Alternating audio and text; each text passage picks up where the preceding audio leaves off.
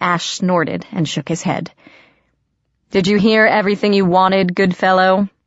he called to the empty air. "I did," came Puck's disembodied voice, floating out of the trees. "But I'm not sure I believe my ears." He dropped from the branches of a pine, landing with a thump in the snow. When he straightened, his green eyes blazed with anger, not directed at Ash, but at me. "That's what you promised him, Princess?" he shouted, throwing up his hands. "That was your bargain. You would offer yourself to the Unseelie court?" He turned and punched a tree, sending twigs and icicles to the ground. "Of all the stupid ideas! What is wrong with you?" I shrank back. This was the first time I'd seen him angry. Not just Puck, but Robbie, too. He never got mad, viewing everything as a colossal joke. Now he looked ready to tear my head off. "We needed help," I said, watching in horror as his eyes glowed and his hair writhed like flames atop his head. "We have to get out of Unseelie territory and into Machina's realm." "I would have gotten you there," Puck roared. "Me! You didn't need his help. Don't you trust me to keep you safe? I would have given everything for you. Why didn't you think I'd be enough?" I was struck speechless. Puck sounded hurt, glaring at me like I'd just stabbed him in the back. I didn't know what to say. I didn't dare look at Ash, but I sensed he was vastly amused by this whole display. As we stared at each other, Grimalkin slid out of the brush, a patch of smoke gliding over the snow. His eyes bore that half-lidded, amused look as he glanced at the fuming Puck, then back to me. "It gets more entertaining every day," he purred with his feline grin. I wasn't in the mood for his sarcasm. "Do you have anything helpful to say, Grim?" I snapped, watching his eyes slit even more. The cat yawned and sat down to lick himself. "Actually, yes," he murmured, bending to his flanks. "I do have something you might be interested in." He continued washing his tail for several heartbeats, while I fought the urge to grab that tail and swing him around my head like a bolo. Finally, he stretched and looked up, blinking lazily. "I believe," he purred, stretching it out, "I have found the trod you are looking for." We followed Grimalkin to the base of an ancient ruined castle, where shattered pillars and broken gargoyles lay scattered about the courtyard. Bones littered the area as well, poking up through the snow, making me nervous. Puck trailed behind, not speaking to any of us, wrapped in angry silence. I made a promise to talk to him later, when he'd cooled down, but for now I was anxious to get out of Unseelie territory. "There," Grimalkin said, nodding to a large stone pillar broken in two. One half rested on the other, forming an arch between them. There was also a body lying in front of it, a body that was at least 12 feet tall, covered in hides and furs, with blue-white skin and a tangled white beard. It lay sprawled on its back with its face turned away, one meaty hand clutching a stone club. Ash grimaced. "That's right," he muttered as we ducked behind a low stone wall. "Mab leaves her pet giant here to guard the place. Cold Tom doesn't listen to anyone but the Queen." I glared at the cat, who looked unconcerned. "You could have mentioned something, Grim. Did you forget that small but ever so important detail, or did you just not see the 12-foot giant in the middle of the floor?" Puck, his animosity forgotten or suppressed, peeked out from behind a boulder. "Looks like it's Tom's nappy time," he said. "Maybe we can sneak around him." Grimalkin regarded each of us in turn and blinked slowly. "In times like these, I am even more grateful that I am a cat." He sighed and trotted toward the huge body. "Grim, stop!" I hissed after him. "What are you doing?" The cat ignored me. My heart caught in my throat as he sauntered up to the giant, looking like a fuzzy mouse compared to Tom's bulk. Gazing up at the body, he twitched his tail, crouched, and leaped onto the giant's chest. I stopped breathing, but the giant didn't move. Perhaps Grimalkin was too light for him to even notice. The cat turned and sat down, curling his tail around his feet and watching us bemusedly. "Dead," he called to us. "Quite dead, in fact. You can stop cringing in abject terror if you like. I swear, how you survive with noses like that I will never know. I could smell his stink a mile away." "He's dead?" Ash immediately walked forward, brow furrowed. "Strange. Cold Tom was one of the strongest in his clan. How did he die?" Grimalkin yawned. Perhaps he ate something that disagreed with him. I edged forward, cautiously. Maybe I'd watched too many horror flicks, but I almost expected the dead giant to open his eyes and take a swing at us. "What does it matter?" I called to Ash, still keeping a careful eye on the body. "If it's dead, then we can get out of here without having to fight the thing." "You know nothing," Ash replied. His gaze swept over the corpse, eyes narrowed. "This giant was strong, one of the strongest. Something killed him within our territory. I want to know what could have taken Cold Tom down like this." I was close to the giant's head now, close enough to see the blank, bulging eyes, the gray tongue lolling partway out of his mouth. Blue veins stood out around his eye sockets and in his neck. Whatever killed him, it wasn't quick. Then a metal spider crawled out of his mouth. I screamed and leaped back. Puck and Ash rushed to my side as the huge arachnid skittered away, over Tom's face and up a wall. Ash drew his sword, but Puck gave a shout and hurled a rock at it. The stone hit the spider dead on. With a flash of sparks, the bug plummeted to the ground, landing with a metallic clink on the flagstones. We approached cautiously, Ash with his sword drawn, Puck with a good-sized rock. But the insect thing lay broken and motionless on the ground, almost smashed in two. Up close, it looked less spidery and more like those face-hugger things from Aliens, except it was made of metal. Gingerly, I picked it up by its whip-like tail. "What is that?" Ash muttered. For once, the unflappable face sounded almost terrified. "Another of Machina's iron fae?" Something clicked in my head. "It's a bug," I whispered. The boys gave me puzzled frowns, and I plunged on. "Iron horse, gremlins, bugs. It's starting to make sense to me now." I whirled on Puck, who blinked and stepped back. "Puck, didn't you tell me once that the Fae were born from the dreams of mortals?" "Yeah," Puck said, not getting it. "Well, what if these things," I jiggled the metal insect, "are born from different dreams, dreams of technology and progress, dreams of science? What if the pursuit of ideas that once seemed impossible, flight, steam engines, the World Wide Web, gave birth to a whole different species of faerie? Mankind has made huge leaps in technology over the past 100 years, and with each success, we've kept reaching, dreaming for more. These iron fae could be the result." Puck blanched, and Ash looked incredibly disturbed. "If that's true," he murmured, his gray eyes darkening like thunderclouds, "then all fae could be in danger, not just the Seelie and Unseelie courts. The Never-Never itself would be affected. The entire Fae world." Puck nodded, looking more serious than I'd ever seen. "This is a war," he said, locking gazes with Ash. "If the Iron King is killing the guardians of the Trods, he must be planning to invade. We have to find Machina and destroy him. Perhaps he's the heart of these Iron Fae. If we kill him, his followers could scatter." "I agree." Ash sheathed his sword, giving the bug a revolted look. "We will bring Megan to the Iron Court and rescue her brother by killing the ruler of the Iron Fae." "Bravo!" said Grimalkin, peering down from Cold Tom's chest. "The Winter Prince and Oberon's Jester agreeing on something. The world must be ending."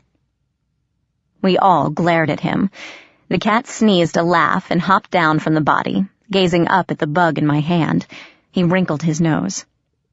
"Interesting," he mused.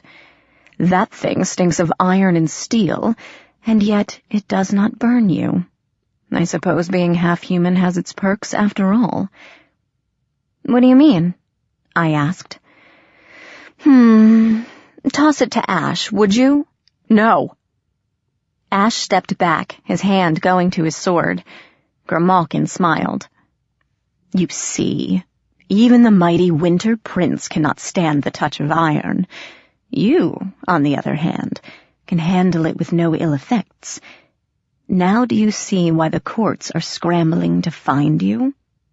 Think of what Mab could do if she had you under her control." I dropped the bug with a shudder. "Is that why Mab wants me?" I asked Ash, who still stood a few feet away. "As a weapon?" "Ridiculous, isn't it?" Grimalkin purred. "She could not even use glamour. She would be a horrible assassin."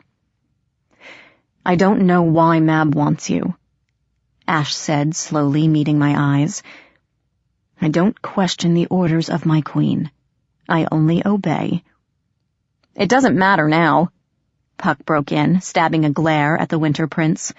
"First we have to find Machina and take him out. Then we'll decide matters from there." His voice hinted that the matters he spoke of would be decided with a fight. Ash looked like he wanted to say something else, but he nodded. Grimalkin yawned noisily and trotted toward the gate. "Human, do not leave the bug here when we leave," he called out, looking back. "It might corrupt the land around it.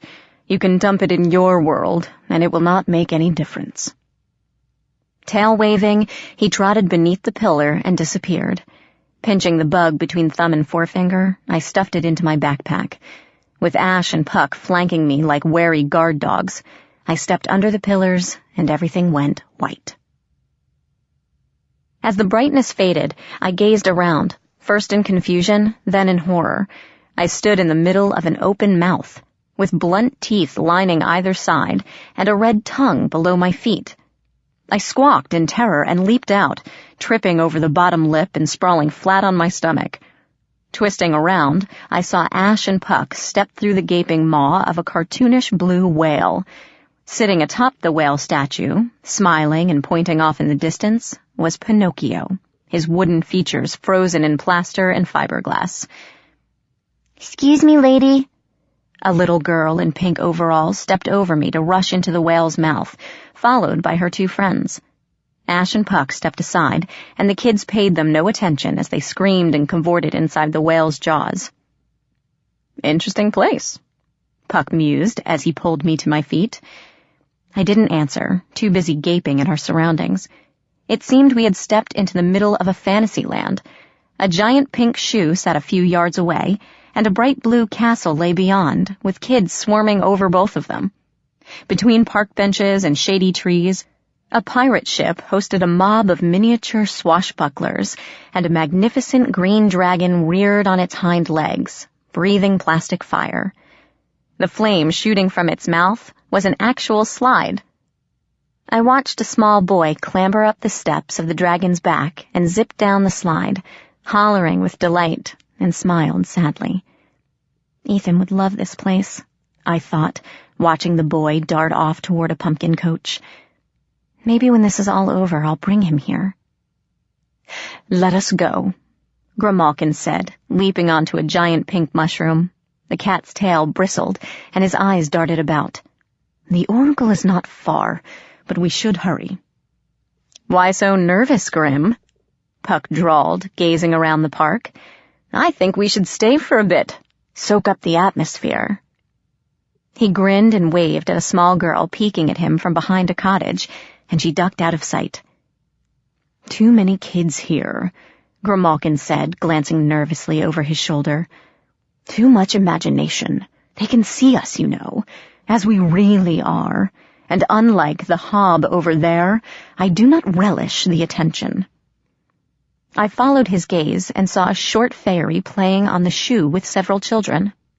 He had curly brown hair, a battered trench coat, and furry ears poking from the sides of his head. He laughed and chased the kids around him, and the parents sitting on the benches didn't seem to notice. A boy of about 3 saw us and approached, his eyes on Grimalkin. "Kitty, kitty," he crooned, holding out both hands. Grimalkin flattened his ears and hissed, baring his teeth, and the boy recoiled. "Beat it, kid," he spat, and the boy burst into tears, running toward a couple on a bench. They frowned at their son's wailing about a mean kitty and glanced up at us. "Right, time to go," Puck said, striding away. We followed, with Grimalkin taking the lead. We left Storyland, as it was called on a sign by the exit, through a gate guarded by Humpty Dumpty and Little Bo Peep, and walked through a park filled with truly giant oak trees draped in moss and vines. I caught faces peering at us from the trunks, women with beady black eyes. Puck blew kisses at a few of them, and Ash bowed his head respectfully as we passed. Even Grimalkin nodded to the faces in the trees, making me wonder why they were so important. After nearly an hour of walking, we reached the city streets. I paused and gazed around, wishing we had more time to explore. I'd always wanted to go to New Orleans, particularly during Mardi Gras, though I knew Mom would never permit it. Even now, New Orleans pulsed with life and activity. Rustic shops and buildings lined the street, many stacked 2 or 3 stories atop one another, with railings and verandas overlooking the sidewalk. Strains of jazz music drifted into the street, and the spicy smell of Cajun food made my stomach growl. "Gawk later," Grimalkin poked me in the shin with a claw. "We are not here to sightsee. We have to get to the French Quarter. One of you, find us some transportation." "Where exactly are we going?" Ash questioned as Puck flagged down a carriage pulled by a sleepy-looking red mule. The mule snorted and pinned his ears as we piled inside, but the driver smiled and nodded. Grimalkin leaped onto the front seat. "The Historic Voodoo Museum," he told the driver, who didn't look at all fazed by a talking cat. "And step on it." Voodoo Museum. I wasn't sure what to expect when the carriage pulled up to a shabby-looking building in the French Quarter. A pair of simple black doors stood beneath the overhang, and a humble wooden sign proclaimed it the New Orleans Historic Voodoo Museum.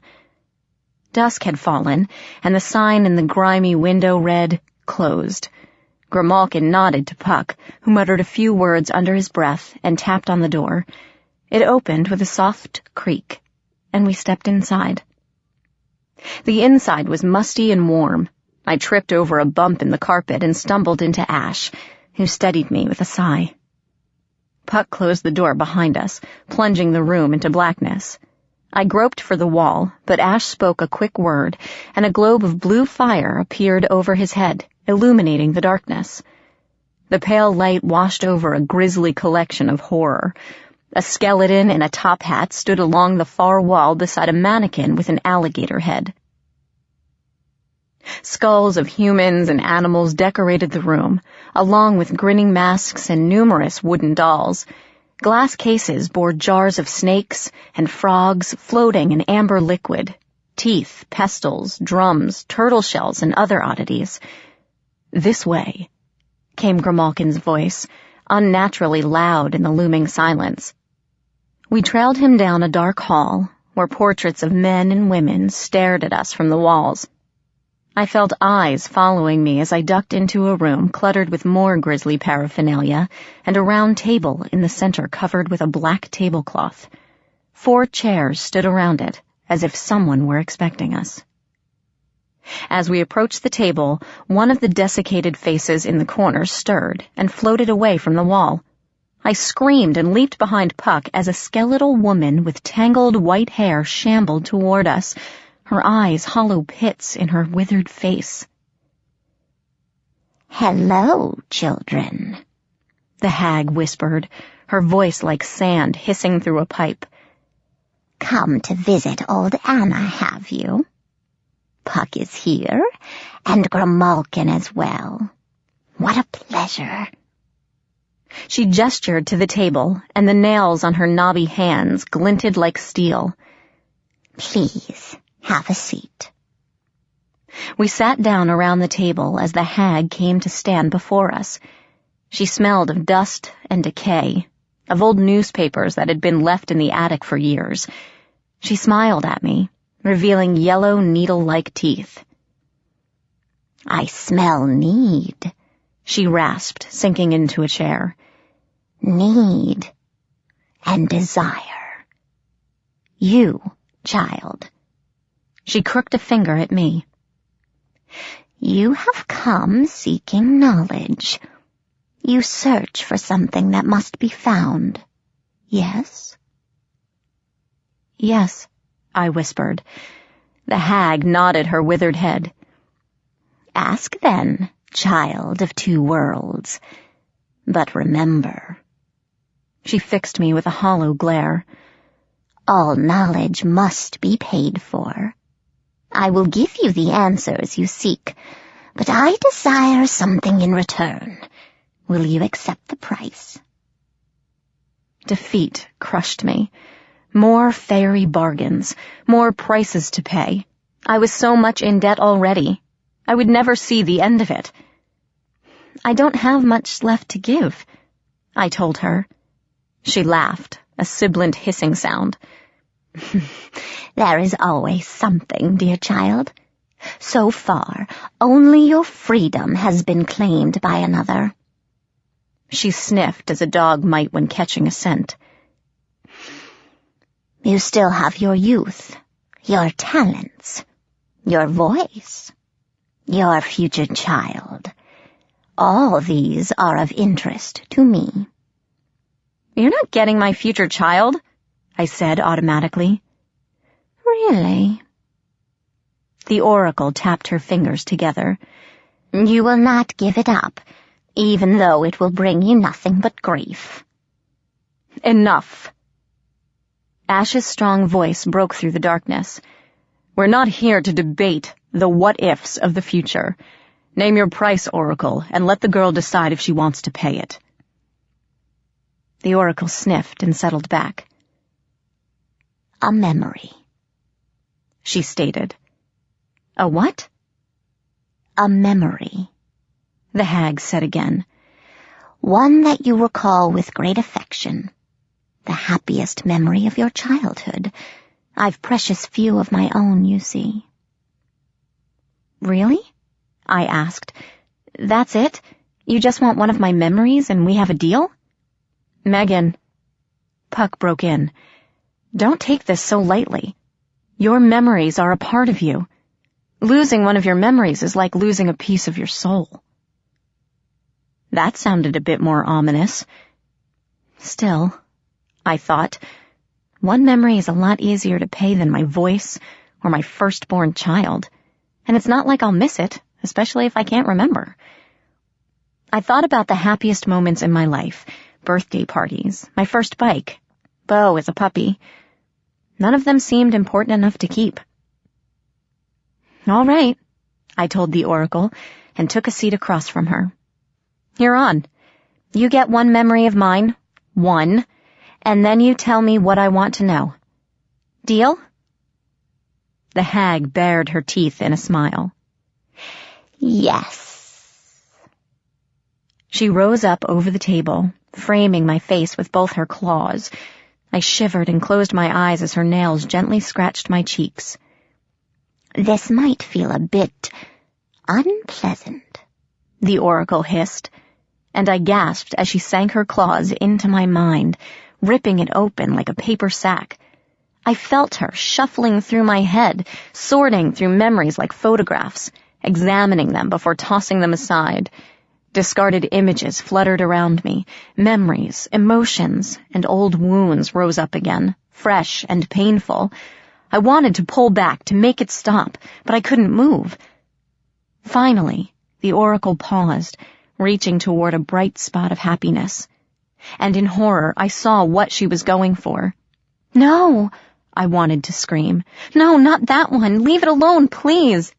"Yes," the oracle hissed, sinking her claws into the memory. "I will take this one. Now it is mine." There was a ripping sensation and a bolt of pain through my head. I stiffened, my jaw locking around a shriek, and I slumped in my chair, feeling like my head had been split open. I sat up, wincing at the throbbing in my skull. The Oracle watched me over the tablecloth, a pleased smile on her face. Puck was murmuring something that I couldn't make out, and Ash regarded me with a look of pity. I felt tired, drained, and empty for some reason, like there was a gaping hole deep inside me. Hesitantly, I probed my memories, wondering which one the Oracle took. After a moment, I realized how absurd that was. "It is done," the Oracle murmured. She lay her hands, palms up, on the table between us. "And now I will uphold my end of the bargain. Place your hands in mine, child, and ask." Swallowing my revulsion, I put my palms gently over hers, shivering as those long nails curled around my fingers. The hag closed her pitted eyes. "3 questions," she rasped, her voice seeming to come from a great distance away. "That is the standard bargain. 3 questions will I answer, and I am done. Choose wisely." I took a deep breath, glanced at Puck and Ash, and whispered, "Where can I find my brother?" Silence for a moment. The hag's eyes opened, and I jumped. They were no longer hollow, but burned with flame, as black and depthless as the void. Her mouth opened, stretching impossibly wide, as she breathed, "Within the Iron Mountain, a stolen child waits. A king no longer on his throne shall guide you past the gates." "Oh, fabulous," Puck muttered, sitting back in his chair and rolling his eyes. "I love riddles, and they rhyme so nicely. Ask her where we can find the Iron King." I nodded. "Where is Machina, the Iron King?" The Oracle sighed, voices erupting from her throat to whisper, "In Blight's heart a tower sings, upon whose thrones sit Iron Kings." "Blight," Puck nodded, arching his eyebrows. "And singing towers. Well, this gets better and better. I'm sure glad we decided to come here. Prince, can you think of anything you want to ask our most obliging Oracle?" Ash, deep in thought with his chin in his hands, raised his head, eyes narrowed. "Ask her how we can kill him," he demanded. I squirmed, uncomfortable with the thought of having to kill. I only wanted to rescue Ethan. I didn't know how this turned into a holy war. "Ash, just do it." I swallowed and turned back to the Oracle. "How do we kill the Iron King?" I whispered reluctantly. The Oracle's mouth opened. "The King of Iron cannot be slain by mortal man or fey. Seek out the keepers of the trees. Their hearts will show the way." No sooner were the last words out of her mouth than the Oracle collapsed on the table. For a moment she lay there, a desiccated old woman, and then she just disintegrated. Dust flew everywhere, stinging my eyes and throat. I turned away, coughing and hacking, and when I could breathe again, the Oracle was gone. Only a few floating dust motes showed she had been there at all. "I believe," Grimalkin said, peering over the table rim, "that our audience is over." "So where to now?" I asked as we left the Voodoo Museum, stepping into the dimly lit streets of the French Quarter. The Oracle didn't give us much to go on. "On the contrary," Grimalkin said, looking back at me, "she gave us a great deal. 1, we know your brother is with Machina. That was a given, but confirmation is always beneficial. 2, We know Machina is supposedly invincible, and his lair is in the middle of a blighted land. And, most important, 3. We know there is someone who knows how to kill him. Yeah, but who? I rubbed a hand over my eyes. I was so tired. Tired of searching, tired of running in circles with no answers to anything. I wanted it all to end. Really, human, were you not listening? Grimalkin sighed, exasperated again, but I didn't care. It was not even much of a riddle, really. What about you two? He asked, looking to the boys. Did our mighty protectors glean any bits of knowledge, or was I the only one paying attention? Ash didn't reply, too busy staring down the street. Eyes narrowed. Puck shrugged. Seek out the keepers of the trees, he muttered. That's easy enough. I assume we should go back to the park. Very good fellow. I try. I am so lost, I groaned, sitting down on the curb. Why are we going back to the park? We just came from there. There are other trees in New Orleans. Because, Princess. Explain later. Ash appeared beside me. His voice was low and harsh. We need to go. Now. Why? I asked just as the street lamps, and every artificial light on the block, sputtered and went out. Fairy lights glowed overhead as both Ash and Puck called them into existence. Footsteps echoed in the shadows, getting closer, coming from all directions. Grimalkin muttered something and disappeared. Puck and Ash stepped back to flank me, their eyes scanning the darkness. Beyond the ring of light, dark shapes shuffled toward us. As they came into the light, the fairy fire washed over the faces of humans. Normal men and women, their features blank as they lurched forward. Most of them carried weapons, iron pipes and metal baseball bats and knives. Every zombie movie I'd ever seen sprang to mind, and I pressed close to Ash, feeling the muscles coil under his skin. Humans, Ash muttered, his hand dropping to his sword. What are they doing? They shouldn't be able to see us. A dark chuckle rose from the ranks, shambling toward us, and the mob abruptly stopped. They moved aside as a woman floated between them, hands on her slender hips. She wore a business suit of poison green, 3-inch heels, and green lipstick that glowed with radioactive brightness. Her hair appeared to be made of wires, thin network cables of various color, greens, blacks, and reds. Here you are at last. Her voice buzzed, like millions of bees given speech. I'm shocked that Iron Horse had such a problem with you, but then again, he's so old. Past his usefulness, I'd say. You will not have such an easy time with me. Who are you? Growled Ash. Puck moved beside him, and together they formed a living shield in front of me. The lady giggled, like a mosquito humming in your car, and held out a green-nailed hand. I am Virus, second of King Machina's lieutenants. She blew me a kiss that made my skin crawl. Pleased to meet you, Megan Chase. What have you done to these people? I demanded.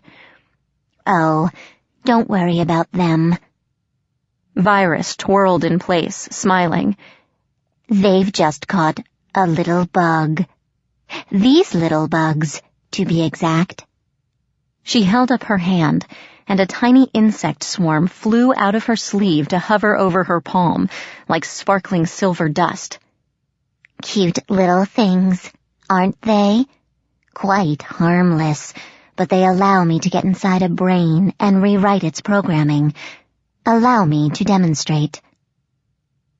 She gestured to the nearest human, and the man dropped to all fours and started to bark. Virus tittered, clapping her hands. See? Now he thinks he's a dog. Brilliant, Puck said. Can you make him crow like a rooster, too? Ash and I glared at him. He blinked. What? I started, a memory dropping into place, and spun back on Virus. You're the one who set the Chimera loose on Elysium. Why, yes, that was my work. Virus looked pleased, though her face fell a moment later. Although, as an experiment, it didn't quite work out as I'd hoped. The normal Fae don't react well to bugs. That whole aversion to iron thing, you know? It drove the stupid beast mad, and probably would have killed it if it hadn't been sliced to pieces. Mortals, though. She pirouetted in the air, flinging out her arms as if to embrace the crowd. They make wonderful drones, so devoted to their computers and technology. They were slaves to it long before I came along. Let them go, I told her. Virus regarded me with glittering green eyes. I don't think so, dearie. She snapped her fingers, and the mob shambled forward again, arms reaching. Bring me the girl, she ordered as the circle tightened around us. Kill the rest. Ash drew his sword. No, I cried, grabbing his arm. Don't hurt them. They're just ordinary humans. They don't know what they're doing. Ash shot me a wild glare over his shoulder. Then what do you want me to do? I suggest we run, Puck offered, taking something from his pocket. He tossed it at the crowd, and it exploded into a log, pinning 2 startled zombie men to the ground, creating a hole in the ring surrounding us. Let's go, Puck yelled, and we didn't need encouraging. We leaped over the thrashing bodies, dodging the pipes they swung at us, and tore down the street. Chapter 19. The Dryad of City Park. Pounding footsteps told us we were being followed. A twirling pipe flew over my shoulder, smashing the window of a shop. I yelped and almost fell, but Ash grabbed my hand and hauled me upright. This is ridiculous, I heard him growl, pulling me along. Running from a mob, a human mob. I could take them out with one sweep of my hand. Perhaps you didn't see the copious amounts of iron they're carrying, Puck said, wincing as a knife hurled past him, skidding into the street.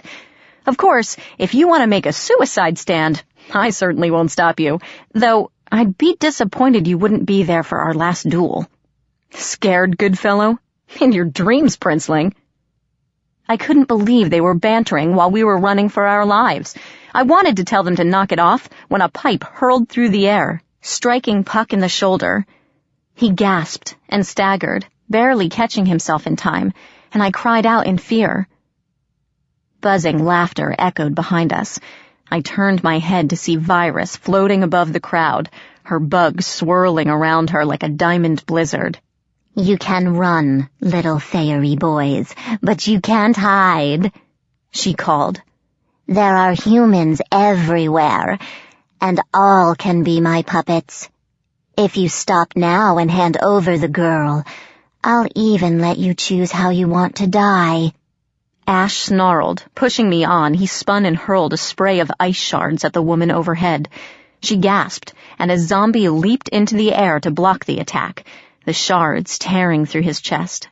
He collapsed, twitching, and Virus hissed like a furious wasp. "How nice going, Prince," Puck called as the zombies lurched forward with angry cries. "Way to piss her off." "You killed him." I stared at Ash, horrified. "You just killed a person, and it wasn't even his fault." "There are casualties in every war," Ash replied coldly, pulling me around the corner. "He would have killed us if he could. One less soldier to worry about." "This isn't a war," I screamed at him. "And it's different when the humans don't even know what's happening. They're only after us because some crazy fairy is screwing with their heads." Either way, we'd still be dead. "No more killing," I snarled, wishing we could stop so I could look at him straight. Do you hear me, Ash? Find another way to stop them. You don't have to kill. He glared at me out of the corner of his eye, then sighed with irritation. As you wish, Princess, though you might regret it before the night is out. We burst into a brightly lit square with a marble fountain in the center. People wandered down the sidewalks, and I relaxed a bit. Surely, Virus wouldn't attack us here, in front of all these eyewitnesses. Fairies could blend in or go invisible, but humans, especially mobs of humans, had no such power. Ash slowed, catching my hand and drawing me beside him. Walk, he murmured, tugging my arm to slow me down. Don't run. It'll attract their attention. The crowd chasing us broke apart at the edge of the street, wandering around as if they had always meant to do so. My heart pounded, but I forced myself to walk, holding on to Ash's hand as if we were out for a stroll. Virus floated into the square, her bugs swarming out in all directions, and my nervousness increased. I spotted a policeman leaning beside his squad car and broke away from Ash, sprinting up to him. Virus's laughter cut through the night. I see you, she called, just as I reached the officer. Excuse me, sir, I gasped as the policeman turned to me. Could you help me? There's a gang chasing... I stumbled back in horror. The officer regarded me blankly, his jaw hanging slack, his eyes empty of reason. He lunged and grabbed my arm, and I yelped, kicking him in the shin. It didn't faze him, and he grabbed my other wrist. The pedestrians in the square lurched toward us with renewed vigor. I snarled a curse and lashed out at the policeman, driving my knee into his groin. He winced and struck me across the face, making my head spin. The mob closed in, clawing at my hair and clothes. And Ash was there, smashing his hilt into the policeman's jaw, knocking him back. Puck grabbed me and leaped over the police car, dragging me over the hood. We broke free of the mob and ran, Virus's laughter following us into the street. There! Grimalkin appeared beside us, his tail fluffed out and his eyes wild. Dead ahead, a carriage. Use it, quickly! I looked across the street and saw an unattended horse and open-top buggy waiting on the curb to pick up passengers. It wasn't a getaway car, but it was better than nothing. We crossed the street and ran toward the carriage. A gunshot rang out behind us. Puck jerked weirdly and fell, collapsing to the pavement with a howl of agony. I screamed, and Ash immediately hauled him upright, forcing him to move. They staggered across the street, Ash dragging Puck with him, as another shot shattered the night. The horse whinnied and half reared at the noise, rolling its eyes. I grabbed its bridle before the beast fled in terror. Behind me, walking toward us with that zombie-like shuffle, I saw the police officer, one arm extended, pointing his revolver at us. Ash shouldered Puck into the carriage and jumped into the driver's seat, Grimalkin bounding up beside him. I scrambled inside and crouched beside Puck, sprawled on the floor of the carriage, gasping. Horrified, I watched dark blood blossom around his ribs, seeping over the floorboards. "Hold on!" Ash yelled, and brought the reins down on the horse's flanks with a loud, "Hya!" The horse leaped forward with a squeal. We galloped through a red light, barely dodging a honking taxi. Cars blared, people shouted and cursed, and the sounds of pursuit faded behind us. "Ash!" I cried a few minutes later. "Puck's not moving!" Preoccupied with driving the carriage, Ash barely looked back. But Grimalkin leaped to the floor and trotted up to the body. Puck's face was the color of eggshells, his skin cool and clammy. I tried to staunch the bleeding using a sleeve of his hoodie, but there was so much blood. My best friend was dying, and I couldn't do anything to help. "He needs a doctor," I called up to Ash. "We need to find a hospital." "No," Grimalkin interrupted. "Think human. No fairy would survive a hospital. With all those sharp metal instruments, it would be dead before the night was out." "Then what can we do?" I cried on the verge of hysteria. Grimalkin jumped up beside Ash again. "The park," he said calmly. "We take him to the park. The Dryad should be able to help him." "Should? What if they can't?" "Then, human, I would start praying for a miracle." Ash didn't stop at the edge of the park, but instead drove the carriage over the curb and into the grass beneath the trees. Worried for Puck, I didn't notice we'd stopped until the prince knelt beside me, swung Puck onto his shoulder, and dropped down. Numbly, I followed. We'd stopped under the boughs of 2 enormous oaks, their gnarled branches completely shutting out the night sky. Ash carried Puck beneath the twisted giants and eased him down to the grass. And we waited. 2 figures stepped out of the tree trunks, materializing into view. They were both slender women, with moss-green hair and skin like polished mahogany. Beetle-black eyes peered out as the Dryads stepped forward, the smell of fresh earth and bark thick in the air. Grimalkin and Ash nodded respectfully, but I was too worried to catch the movement in time. "We know why you have come," one Dryad said, her voice the sigh of wind through the leaves. "The breeze carries whispers to us, news of faraway places. We know of your plight with the Iron King. We have been waiting for you, child of 2 worlds." "Please," I asked, stepping forward, "can you help Puck? He was shot on the way here. I'll bargain with you, give you anything you want, if you can save him." Out of the corner of my eye, I saw Ash shoot me a dark glare, but I ignored it. "We will not bargain with you, child," the second Dryad murmured, and I felt a sinking despair. "It is not our way. We are not like the she or the cat she, seeking endless ways to empower themselves. We simply are." "As a favor, then," I pleaded, refusing to give up. "Please, he'll die if you don't help him." "Death is a part of life."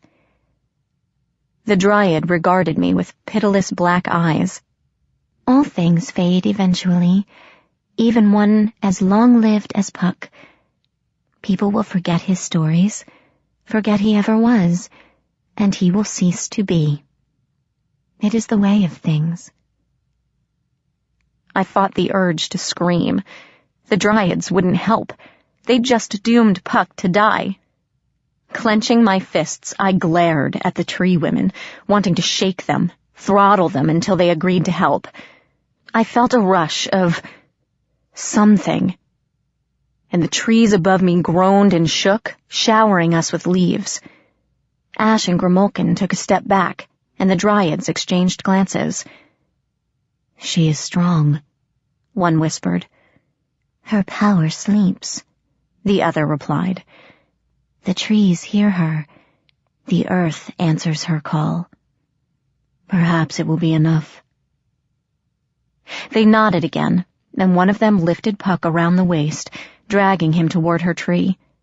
They both melted into the bark and disappeared. I jerked in alarm. "What are you doing?" "Do not worry," the remaining Dryad said, turning back to me. "We cannot heal him, but we can halt the damage. Puck will sleep until he is well enough to rejoin you. Whether that takes a night or several years will be entirely up to him." She tilted her head at me, shedding moss. "You and your companions may stay here tonight.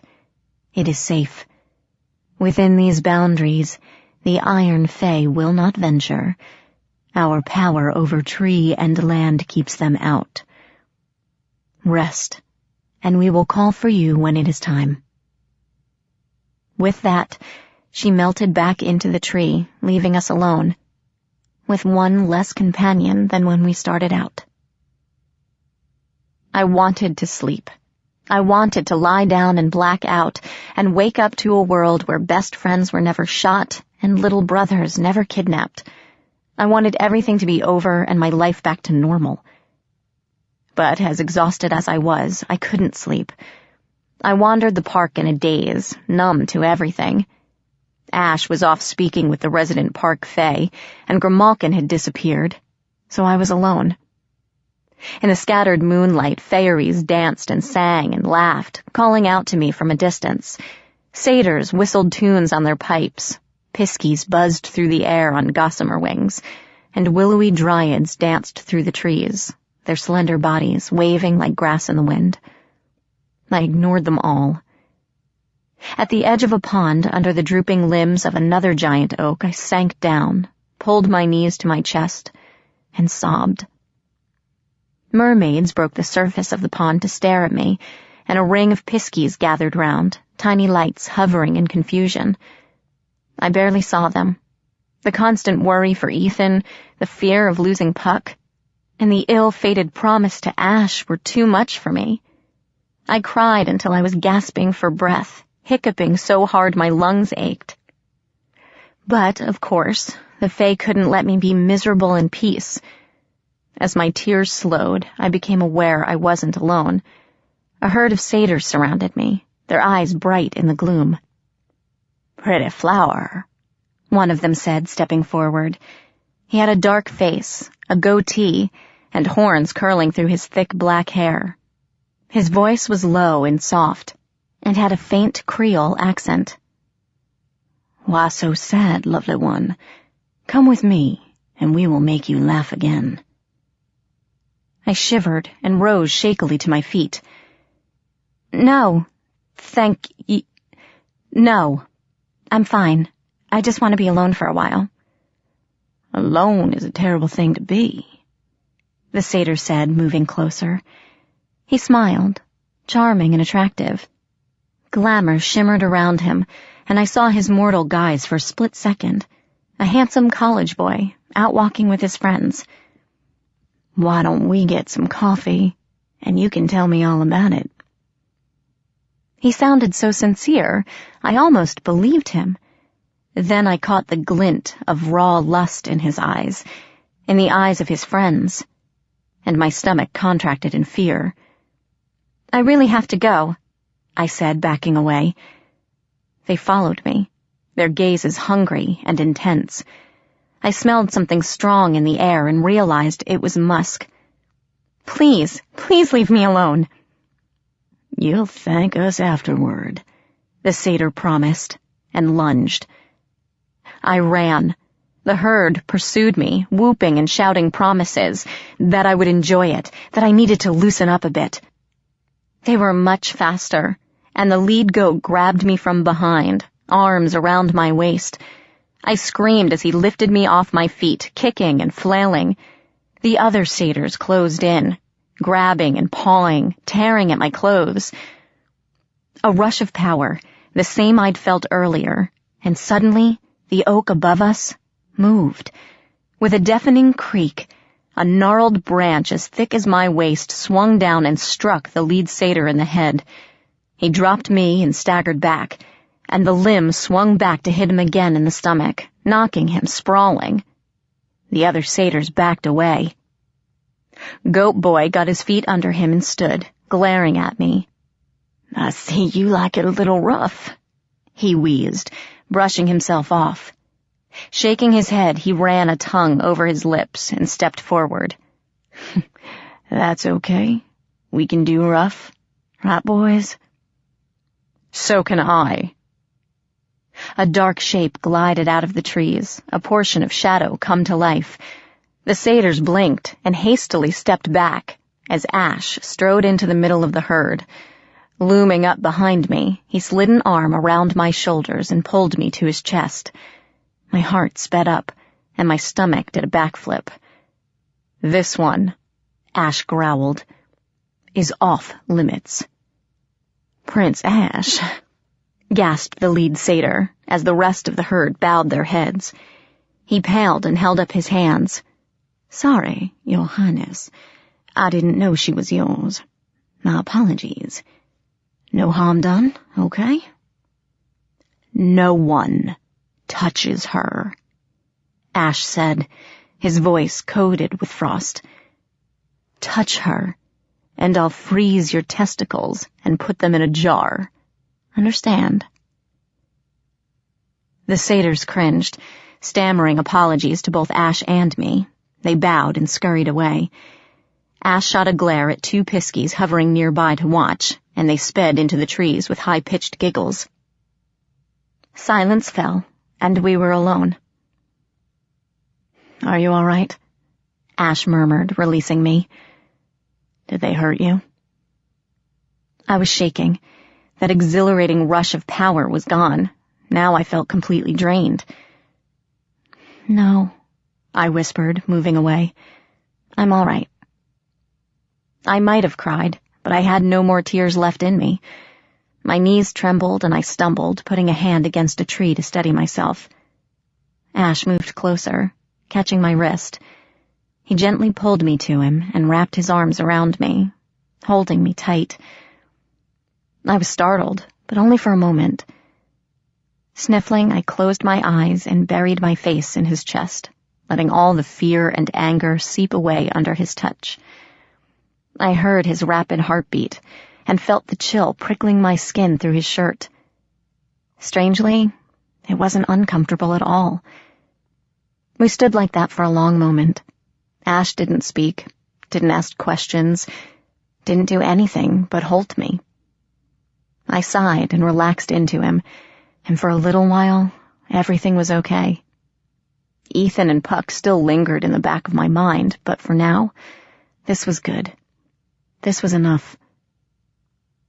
Then I made the stupid mistake and looked up at him. His eyes met mine, and for a moment, his face was open and vulnerable in the moonlight. I caught a hint of wonder there as we stared at each other. Slowly, he leaned forward. I caught my breath, a tiny gasp escaping. He stiffened, and his expression shuttered closed, eyes going hard and frosty. Pushing me away, he stepped back, and my heart sank. Ash looked into the trees, the shadows, the pond, anywhere but at me. Wanting to reclaim that lost moment, I reached for him, but he slid away. "This is getting old," he said in a voice that matched his eyes. He crossed his arms and stepped away, putting even more distance between us. "I'm not here to play nursemaid, Princess. Perhaps you shouldn't go wandering about on your own. I wouldn't want you damaged before you ever reached the Unseelie Court." My cheeks burned and I clenched my fists. The memory of being humiliated in the cafeteria so long ago rose to my mind to taunt me. "That's all I am to you, isn't it?" I snarled at him. "Your chance to gain favor from your queen. That's all you care about." "Yes," he replied calmly, infuriating me even more. "I've never pretended anything else. You knew my motivations from the beginning." Angry tears stung my eyes. I thought I was all cried out, but I was wrong. "Bastard!" I hissed. "Puck was right about you." He smiled coldly. "Maybe you should ask Puck why I vowed to kill him someday," he said, eyes glinting. "See if he has the courage to tell you that bit of history between us." He smirked and crossed his arms. "That is, if he ever wakes up." I opened my mouth to reply, but with a rustle of leaves, 2 dryads melted out of a nearby trunk. Ash faded into the darkness as they approached, leaving me with my angry words unsaid. I fisted my hands, wanting to smack the arrogance right off his perfect face. I turned and kicked a log instead. The dryads bowed to me, unconcerned with my mild temper tantrum. "Megan Chase, the elder will see you now." I followed them to the base of a single oak tree, its branches so draped in moss it looked like it was hung with moldy curtains. Ash and Grimalkin were already there, though Ash didn't even look my way as I approached. I glared at him, but he continued to ignore me. With the cat on one side and the winter prince flanking the other, I stepped beneath the boughs of the huge oak and waited. The bark rippled, and an ancient woman stepped out of the tree.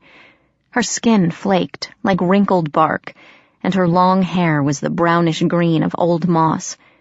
She was stooped and bent, covered in a robe of lichens that shivered with thousands of insects and spiders.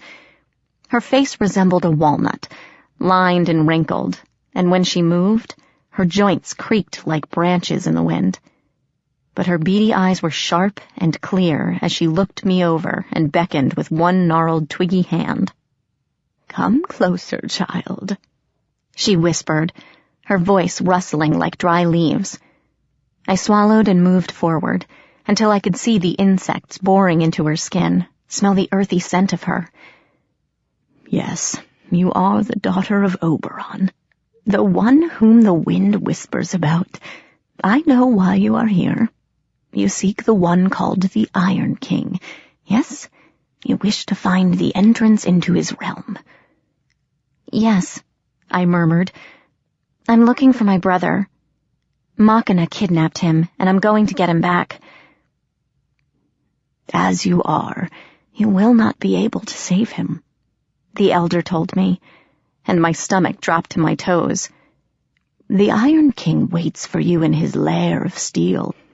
He knows you are coming, and you will not be able to stop him. No weapon forged by mortal or fey can harm the Iron King. He fears nothing."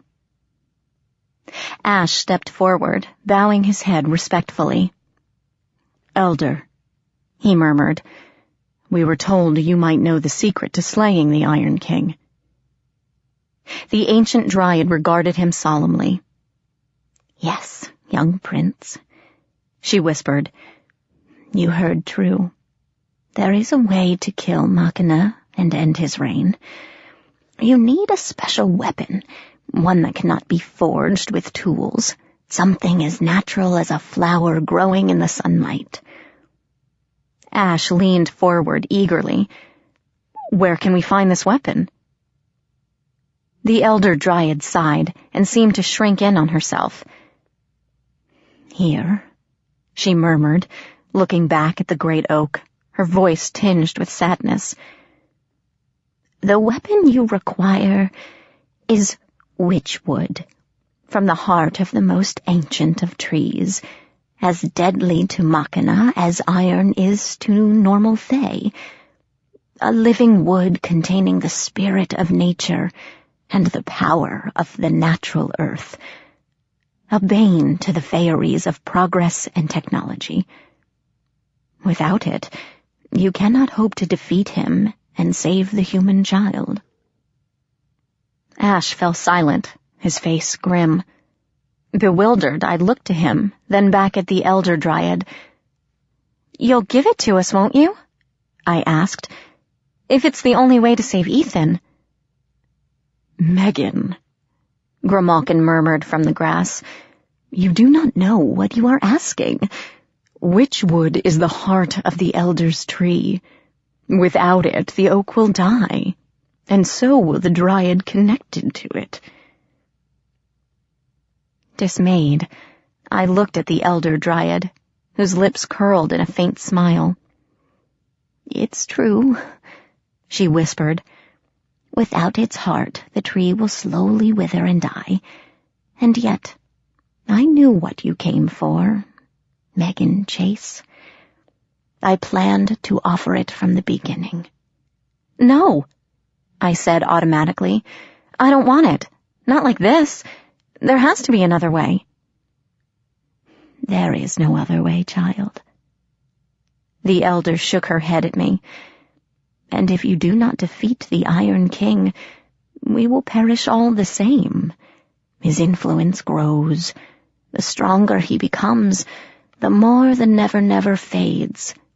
Eventually we will all wither and die in a wasteland of logic and science." "But I can't kill him," I protested. "I'm not a warrior. I just want Ethan back, that's all." "You won't have to worry about that." The dryad nodded to Ash, standing silently nearby. "The Winter Prince can fight for you, I imagine. He smells of blood and sorrow. I will happily grant the witchwood to him."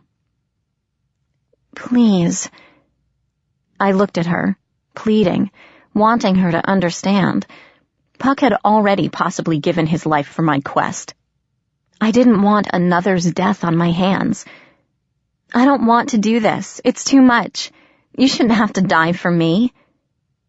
I give my life for all Fae, the Dryad replied solemnly. You will simply be my instrument of salvation. Besides, death comes for us all in the end. I have lived a long life, longer than most. I have no regrets. She smiled at me, an old grandmotherly smile, and faded back into her oak. Ash, Grim, and the other Dryads stood silently, their expressions somber and grave. A moment later, the elder re-emerged, clutching something in her withered hands. A long, straight stick, so pale it was almost white, with reddish veins running down its length. When she stepped up and offered it to me, seconds passed before I could take it. It was warm and smooth in my hands, pulsing with life of its own, and I almost hurled it away. The elder placed a withered, knobby hand on my arm. One more thing, child, she added as I struggled with holding the living wood. You are powerful, much more than you realize. Oberon's blood flows through your veins, and the Never-Never itself responds to your whims. Your talent still sleeps within you, but it's beginning to stir. How you use it will shape the future of the courts, the Fae, your own destiny, everything. Now, she continued, sounding weaker than before, go and rescue your brother. The trod to Machina's realm is an abandoned factory down by the wharfs. A guide will lead you there tomorrow. Kill the Iron King, and bring peace to both our worlds. What if I can't? I whispered. What if the Iron King truly is invincible? Then we will all die, said the elder Dryad, and faded back into her oak. The other Dryads left, leaving me alone with a cat, a prince, and a stick. I sighed and looked down at the wood in my hands. No pressure or anything, I muttered. Part 3. Chapter 20. Iron Dragons and Pack Rats. We left at dawn, time enough for me to catch maybe 2 hours of sleep on the lumpy ground and say my last goodbyes to Puck. He was still sleeping, deep within the tree, when I woke up in the still hours before sunrise. The Dryad attached to the oak told me he still lived, but she didn't have any idea when he would wake. I stood beside the oak for several minutes, my hand against the bark, trying to feel his heartbeat through the wood. I missed him. Ash and Grimalkin might be allies, but they were not friends. They wanted to use me for their own ends. Only Puck truly cared, and now he was gone. Megan. Ash appeared behind me, his voice surprisingly gentle. We should go. We can't afford to wait for him, not if it could be months before he wakes up. We don't have that time. I know. I pressed my palm into the bark, feeling the rough edges scrape my skin. Wake up quickly, I told him, wondering if he dreamed, if he could feel my touch through the tree. Wake up quickly and find me. I'll be waiting. I turned to Ash, who was dressed for battle, with his sword at his waist and a bow slung across his back. Looking at him made my skin tingle. Do you have it? I asked, to hide the burning in my cheeks. He nodded and held up a gleaming white arrow with red veins curling around it. He'd asked for the witchwood the previous night, claiming he could turn it into a suitable weapon, and I gave it to him without hesitation. Now I stared at the dart, feeling my apprehension grow. It seemed like such a small, fragile thing to take down the supposedly invincible king of the Iron Fae. Can I hold it? I asked, and Ash immediately placed the arrow in my palm, his fingers lingering on mine. The wood throbbed in my hand, a rhythmic pulse, pulse, like a heartbeat. I shuddered and held it out, waiting for him to take it back. "Hold on to it for me," Ash said softly, his gaze never leaving mine. "This is your quest. You decide when I'm supposed to use it." I blushed and opened my backpack, shoving the dart inside. The shaft of the arrow stuck out of the pack, and I closed the zippers around it, securing it in place before swinging the thing over my shoulders. The bag was heavier now. Last night, I'd raided a park fountain and scraped up enough change to buy food and bottled water for the rest of the journey. The clerk at the nearby gas station seemed a bit annoyed at having to count handfuls of dimes and quarters at 1 a.m, but I didn't want to start the final leg of our journey empty-handed. I hoped Ash and Grim liked beef jerky, trail mix, and Skittles. "You'll only get one shot," I murmured. Ash smiled without humor. "Then I'll have to make it count." He sounded so confident. I wondered if he was ever afraid, or had second thoughts about what he had to do. Holding a grudge seemed foolish now, since he was about to follow me into mortal danger. "Look, I'm sorry about last night," I offered. "I didn't mean to be a psycho. I was just worried about Ethan, and with Puck getting shot and everything—" "Don't worry about it, Megan." I blinked, my stomach fluttering.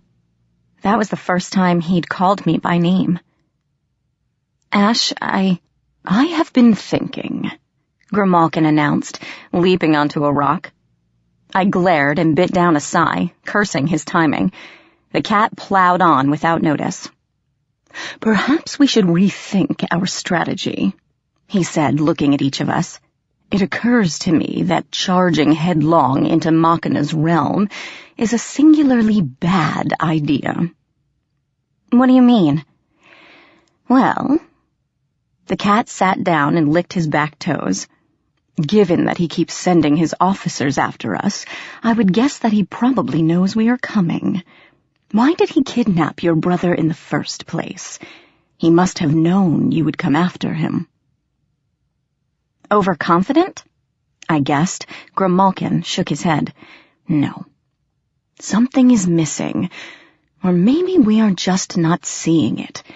The Iron King would have no use for a child. Unless—" The cat looked up at us, narrowing his eyes. "I am leaving." "What? Why?" "I have a theory." Grimalkin stood, waving his tail. "I think I might know another way into Machina's realm. You are welcome to join me." "A theory?" Ash crossed his arms. "We can't break plan on a hunch, Cat-She." "Even if the way you are going leads straight into a trap?" I shook my head. "We have to risk it. We're so close, Grim. We can't turn back now." I knelt to face Grimalkin eye to eye. "Come with us. We need you. You've always pointed us in the right direction." "I am not a fighter, human." Grimalkin shook his head and blinked. "You have the prince for that. I accompanied you to show you the way to your brother, and for my own amusement. But I know my limitations." He looked at Ash and pinned his ears. "I would be no help to you in there, not the way you were going. So, it is time we settled our debts and parted ways." That's right. I still owed the cat a favor. Uneasiness stirred. I hoped the cat wouldn't ask for my voice or my future kid. I still didn't know what went on in that devious little head of his. "Right," I sighed, trying to keep my voice from shaking. Ash moved to stand behind me, a quiet, confident presence. "A deal's a deal. What do you want, Grim?" Grimalkin's gaze bore into me. He sat up straight, flicking his tail. "My price is this," he stated. "I want to be able to call on you, once, at a time of my choosing, no questions asked. That is my debt." Relief washed through me. That didn't sound so bad. Ash, however, made a thoughtful noise and crossed his arms. "A summoning?" The prince sounded puzzled. Odd for you, catch she. What do you hope to accomplish with her? Grimalkin ignored him. When I call, he continued, staring at me, you must come straight away without pause, and you must help me in any way you are able. Those are the terms of our contract. You are bound to me until they are fulfilled. All right, I nodded. I can live with that. But if you call, how will I know where to find you? Grimalkin sneezed a laugh. Do not worry about that, human. You will know. But for now, I must leave you. He stood, nodding once to me, then to Ash. Until we meet again. Then he slipped into the grass, his bottle-brush tail held straight up, and disappeared. I smiled sadly. And then there were two. Ash moved closer and touched my arm, a brief, feather-light caress. I glanced at him, and he offered that tiny, endearing smile, one of apology and encouragement, and a silent promise that he would not leave me. I gave him a shaky grin and resisted the urge to lean into him, wanting to feel his arms around me once more. A pisky spiraled down from the branches, hovering a few inches from my face. Blue-skinned, with dandelion hair and gossamer wings, she stuck out her tongue at me and zipped to Ash, alighting on his shoulder. Ash cocked his head as the pisky whispered something in his ear. One corner of his mouth turned up. He glanced at me and shook his head. The pisky giggled and spun into the air again. I scowled, wondering what they were saying about me, then decided I didn't care. This is Seedlit, Ash said as the pisky spiraled through the air like a drunken hummingbird. She'll lead us to the wharfs, and then to the factory. Beyond that, we're on our own. I nodded, my heart hammering in my ears. This was it, the last leg of the journey. At the end was Machina and Ethan, or death. I smirked with rash bravado and raised my chin. All right, Tinkerbell, I told the pisky, who gave an indignant buzz. Lead on. We followed the bobbing light toward the banks of the river, where the cold, slow waters of the Mississippi churned under a slate-gray sky. We didn't speak much. Ash walked beside me, our shoulders almost touching. After several silent minutes, I brushed his hand. He curled his fingers around mine, and we walked like that until we reached the factory. A corrugated steel building squatted behind a chain-link fence, a dark smudge against the sky. Seedlit jabbered something to Ash, who nodded gravely before she zipped away out of sight. She had brought us as far as she could go. Now we were on our own. As we approached the gate, Ash hung back a little, a pained look on his face. What's the matter? He grimaced. Nothing, just... He nodded to the fence. Too much iron. I can feel it from here. Does it hurt? No. He shook his head. I'd have to touch it for that, but it's draining. He looked uncomfortable admitting it. It makes it difficult to use glamour. I shook the gate experimentally. It wouldn't budge. Heavy chains were wrapped around the entrance, padlocked together, and barbed wire coiled along the top of the fence. Give me your sword, I told Ash. He blinked at me. What? Give me your sword, I repeated. We have to get in, and you don't like touching iron, right? Let me have it, and I'll take care of it. He looked dubious but pulled his blade and offered it to me, hilt up. I took the weapon gingerly. The hilt was painfully cold, the blade throwing off a frozen blue aura. I raised it over my head and brought it slashing down on the chain binding the gate. The links snapped like they were made of glass, shattering with a metallic ringing sound. Pleased, I grabbed the chain to yank it free, but the metal burned like fire and I dropped it with a cry. Ash was beside me, reclaiming his sword as I shook my singed fingers, dancing about in pain. After sheathing the weapon, he snatched my flailing hand and turned it palm up. A line of red slashed across my fingers, numb and tingly to the touch. I thought I was immune to iron, I sniffed. Ash sighed. You are, he murmured, moving me away from the fence and its glamour-draining qualities. His expression teetered between amusement and exasperation.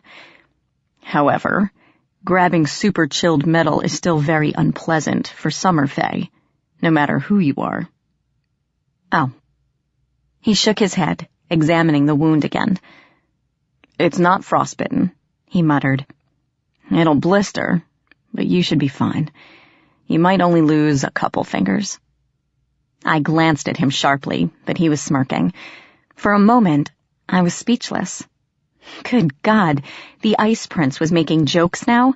The world must be ending. That's not funny, I hissed, swatting at him with my other hand.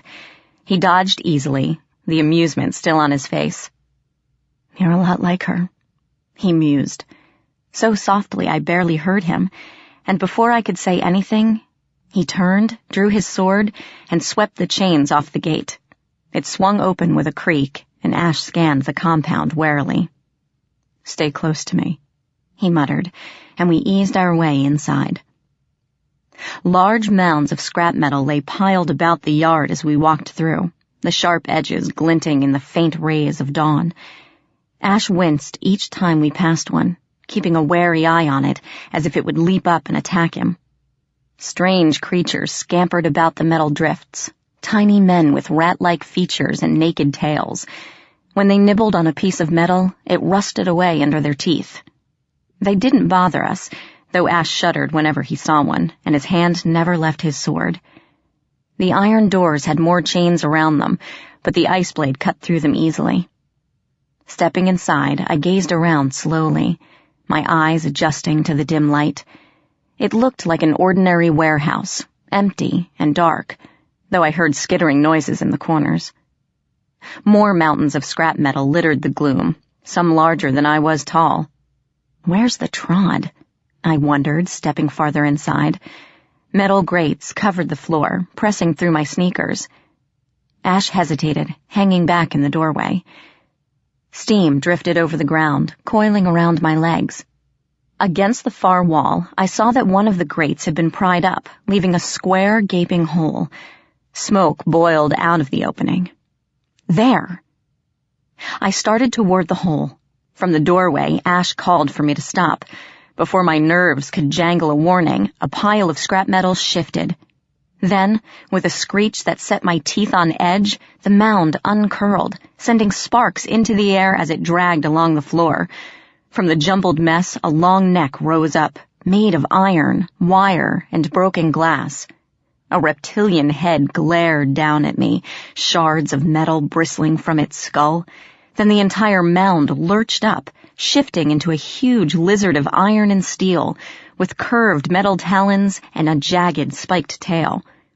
The dragon roared, a deafening metallic screech that made my eyes want to pop out of my skull. It lunged, and I scrambled behind another mound, praying this one wasn't a dragon, too. The dragon hissed and followed, steam erupting from its gaping jaws, steel talons clanking over the floor.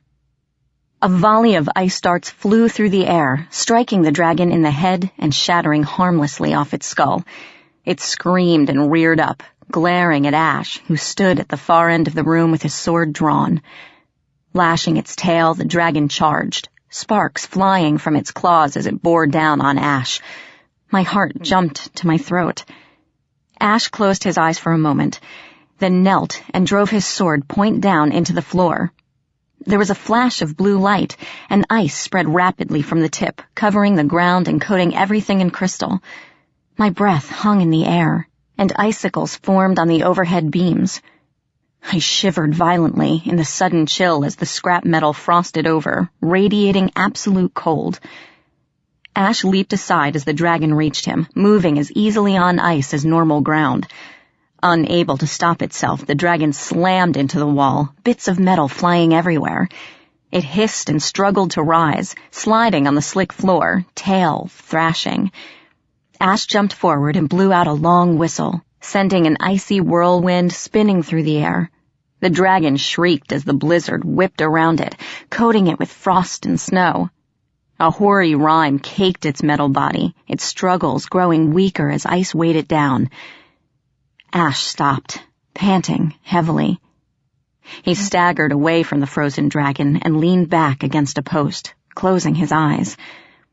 I half ran, half stumbled over, slipping on the ice until I reached him. "Are you all right?" "Never again," he muttered, almost to himself. His eyes were still closed, and I wasn't sure he knew I was there. "I will not watch that happen again. I won't lose another like that. I can't." "Ash?" I whispered, touching his arm. His eyes opened, and his gaze dropped to mine. "Megan," he murmured, seeming a bit confused that I was still there. He blinked and shook his head. "Why didn't you run? I tried to buy you some time. You should have gone ahead." "Are you crazy? I couldn't leave you to that thing. Now come on." I took his hand, tugging him off the post while glancing nervously at the frozen dragon. "Let's get out of here. I think that thing just blinked at us." His fingers tightened on mine and pulled me forward. Startled and overbalanced, I looked up at him. And then he was kissing me. I froze in shock, but only for a moment. Wrapping my arms around his neck, I rose on my tiptoes to meet him, kissing him back with a hunger that surprised us both. He crushed me close, and I ran my hands through his silky hair, sliding it through my fingers. His lips were cool on mine, and my mouth tingled. And for a moment, there was no Ethan, no Puck, no Iron King. Only this. He pulled back, slightly out of breath. My blood raced, and I leaned my head on his shoulder, feeling the steely muscles through his back. I felt him tremble. "This isn't good," he murmured, his voice curiously shaken, but he still didn't release me. I closed my eyes and listened to his rapid heartbeat. "I know," I whispered back. "The courts would kill us if they found out." "Yeah." "Mab would accuse me of treason. Oberon would believe I'm turning you against him. They'd both see grounds for banishment. Or execution." "I'm sorry." He sighed, burying his face in my hair. His breath was cool on my neck, and I shivered. Neither of us said anything for what seemed a long time. "We'll think of something," I ventured. He nodded wordlessly and pulled away, but stumbled as he took a step back. I caught his arm again. "Are you all right?" "I'll be fine." He released my elbow. "Too much iron. The spell took a lot out of me." "Ash." A piercing crack interrupted us. The dragon freed a forepaw and smashed it to the floor. More cracks appeared as it struggled to rise, shedding ice. Ash grabbed my hand and ran. With an enraged shriek, the dragon shattered its ice prison, sending shards flying. We pelted across the room, hearing the dragon give chase, its claws digging into the icy ground. The hole with its missing grate loomed ahead, and we flung ourselves toward it, leaping through the steam and plummeting into the unknown. The dragon's frustrated bellow rang overhead as clouds of steam enveloped us, and everything went white. I didn't remember landing, though I was aware of Ash holding my hand as the steam cleared around us. Eyes widening, we both stared around in horror. A twisted landscape stretched out before us, barren and dark, the sky a sickly yellow gray. Mountains of rubble dominated the land.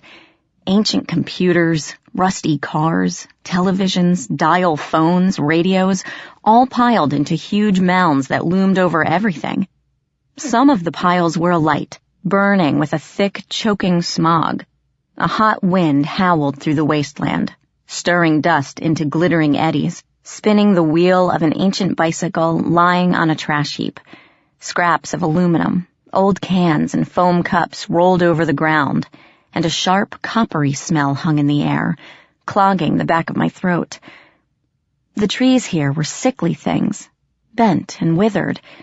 A few bore light bulbs and batteries that hung like glittering fruit. "This is the Never Never," Ash muttered. His voice was grim. "Somewhere in the deep tangle, if I had to guess. No wonder the wildwood is dying." "This is the Never Never?" I asked, gazing around in shock. I remembered the frigid, pristine beauty of Tir Nanog, the blinding colors of the summer court. "No way. How could it get like this?" "Machina," Ash replied. "The territories take on the aspects of their rulers. I'm guessing his realm is very small right now, but if it expands, it'll swallow the wildwood and eventually destroy the Never Never." I thought I hated Fairyland and everything in it, but that was before Ash. This was his home. If the Never Never died, he would die too. So would Puck and Grim and everyone else I met on my strange journey here. "We have to stop it," I exclaimed, gazing around the dead landscape.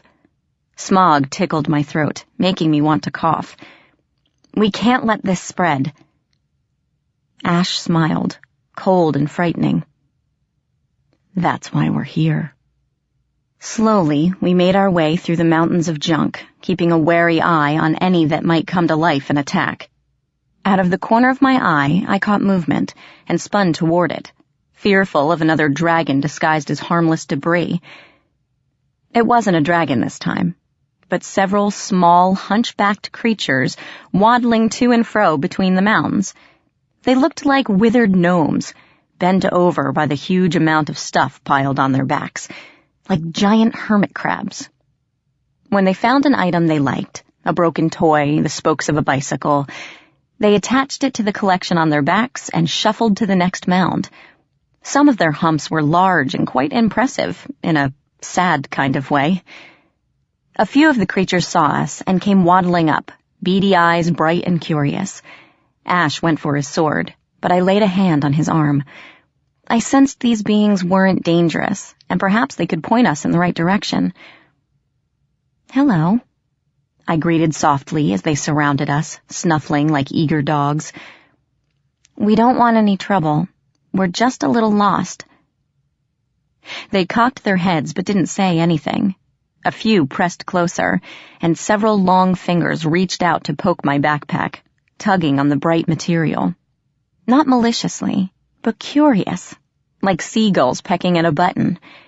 Two of them crowded Ash, pawing at his sword sheath. He shifted uneasily and stepped away. "I need to find King Machina," I said. "Can you show us where he lives?"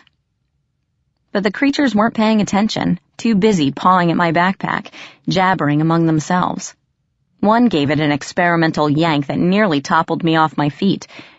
In a flash of blue light, Ash drew his sword. The creatures scuttled back, their eyes wide and fixated to the glowing blade. A few twitched their fingers, like they wanted to touch it, but knew better than to approach. "Come on," Ash muttered, pointing his sword at any gnome that edged forward. "They're not going to help us. Let's get out of here." "Wait."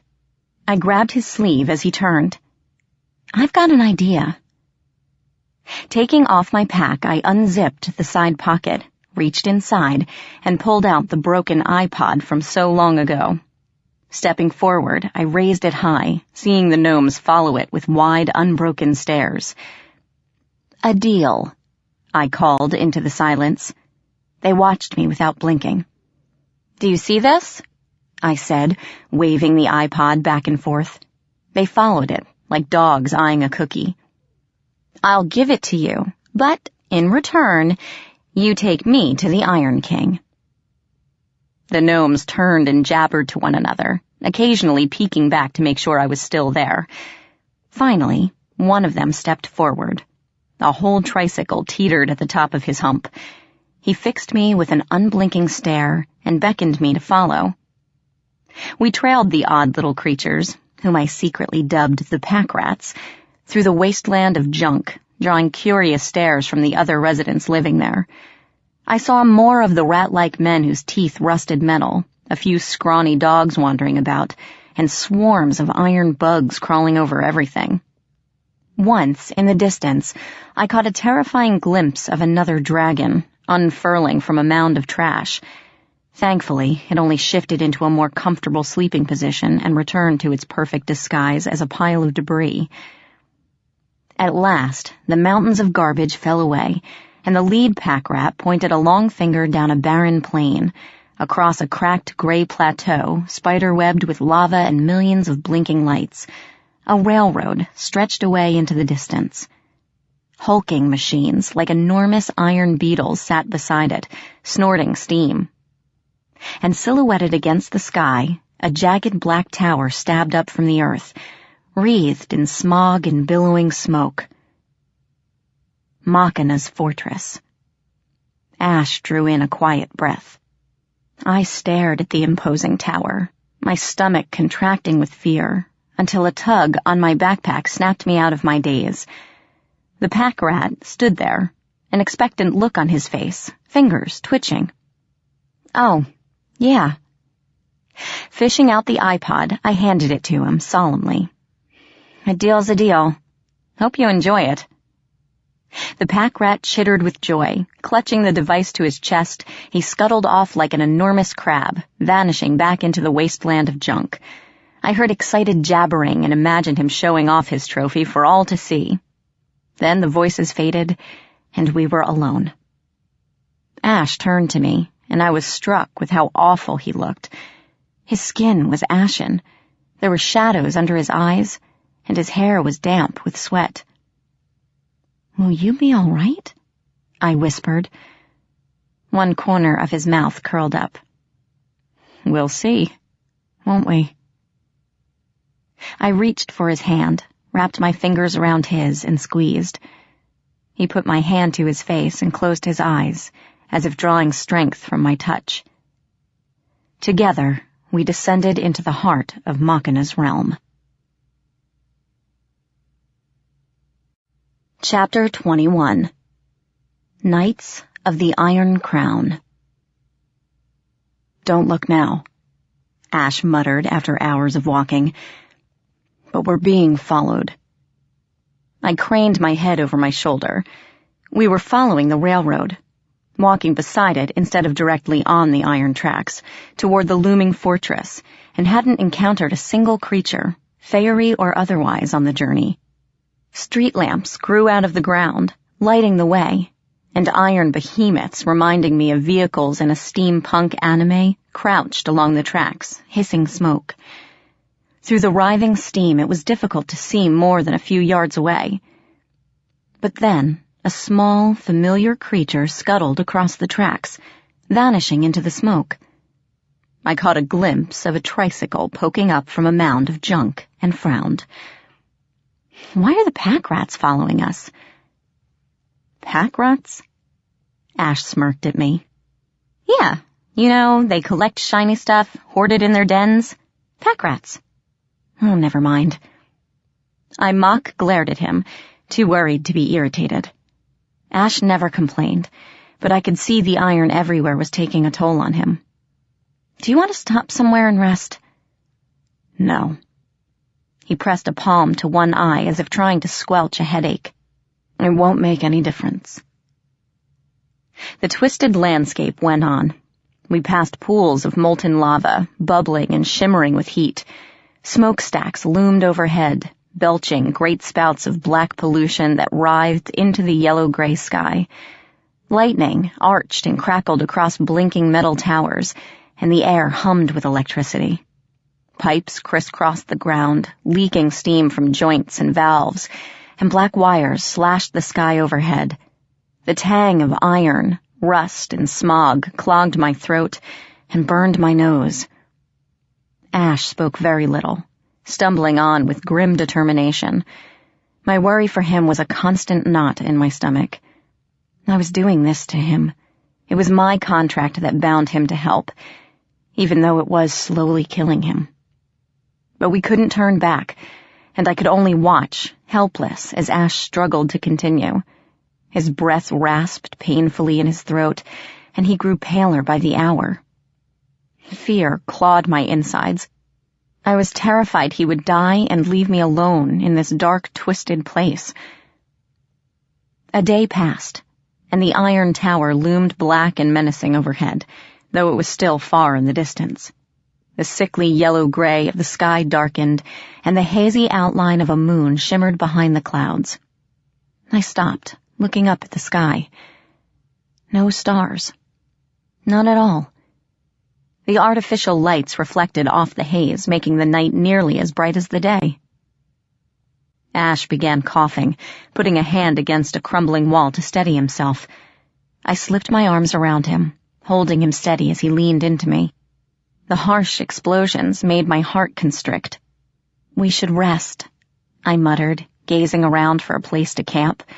A huge cement tube lay half buried in the dirt at the bottom of the tracks, covered in graffiti, and I motioned him toward it. "Come on." He didn't argue this time, but followed me down the slope and into the cement shelter. It wasn't tall enough for us to stand up straight, and the floor was sprinkled with chips of colored glass. Not the best of campsites, but at least it wasn't iron. I kicked away a broken bottle and sat down carefully, shrugging off my backpack. Pulling the sword from his belt, Ash sank down opposite me with a barely concealed groan. The witchwood arrow throbbed as I unzipped the pack and reached around it for the food and bottled water. Ripping open a bag of jerky, I offered some to Ash. He shook his head, his eyes weary and dull. "You should eat something," I chided, gnawing on the dried meat. I wasn't particularly hungry myself, too tired, hot and worried to have an appetite, but I wanted something in my stomach. "I have trail mix or candy if you want something else. Here." I waggled a bag of peanut mix at him. He eyed it dubiously, and I frowned. "I'm sorry, but they don't sell fairy food at mini-marts. Eat." Mutely, he accepted the bag and poured out a handful of peanuts and raisins. I gazed into the distance, where the looming black tower stabbed into the clouds.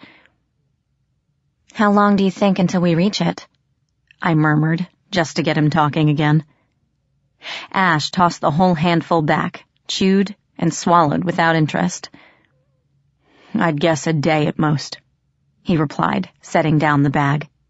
"Beyond that," he sighed, and his eyes darkened.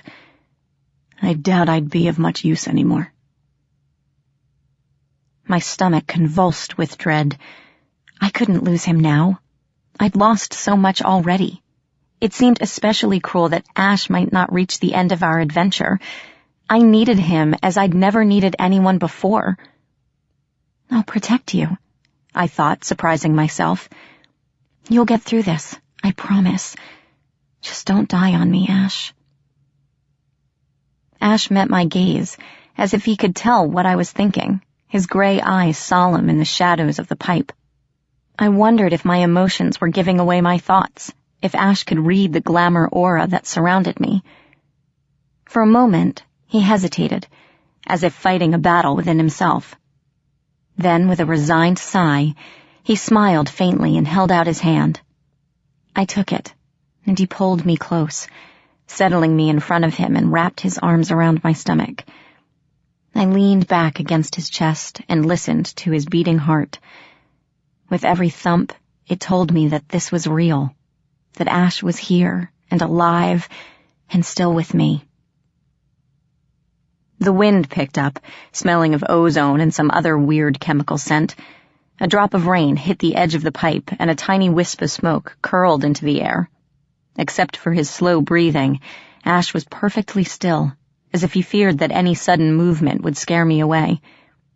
I reached down and traced idle patterns on his arm, marveling at the cool, smooth skin under my fingers, like living ice.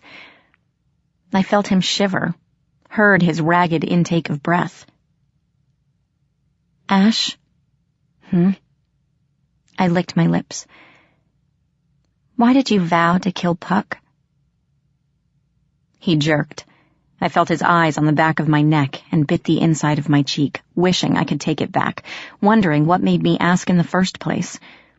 "Never mind," I told him, waving a hand. "Forget it. You don't have to tell me. I was just wondering who you really are. What Puck has done to make you hate him. I want to understand. I feel I don't know either of you." A few more drops of rain hit the ground, hissing in the silence. I chewed my jerky strips and stared out into the rain, hyper-aware of Ash's body, of his arms around my waist. I heard him shift to a more comfortable position and sigh. "It was a long time ago," he murmured, his voice almost lost in the rising wind. "Before you were even born. Winter and summer had been at peace for several seasons. There were always minor skirmishes between the courts, but for the longest time in centuries we actually left each other alone. Near the end of the summer," he went on, a bit of pain creeping into his voice, "things began to change. The Fae don't deal well with boredom, and some of the more impatient members started mischief with summer again. I should have known there would be trouble, but that season, I wasn't thinking of politics. The entire court was bored and restless, but His voice broke, only for a moment, before continuing. "I was with my lady, Ariella Tularin." I felt the breath sucked out of me. His lady. Ash had been involved once, and judging from the veiled hurt in his voice, he'd loved her a lot.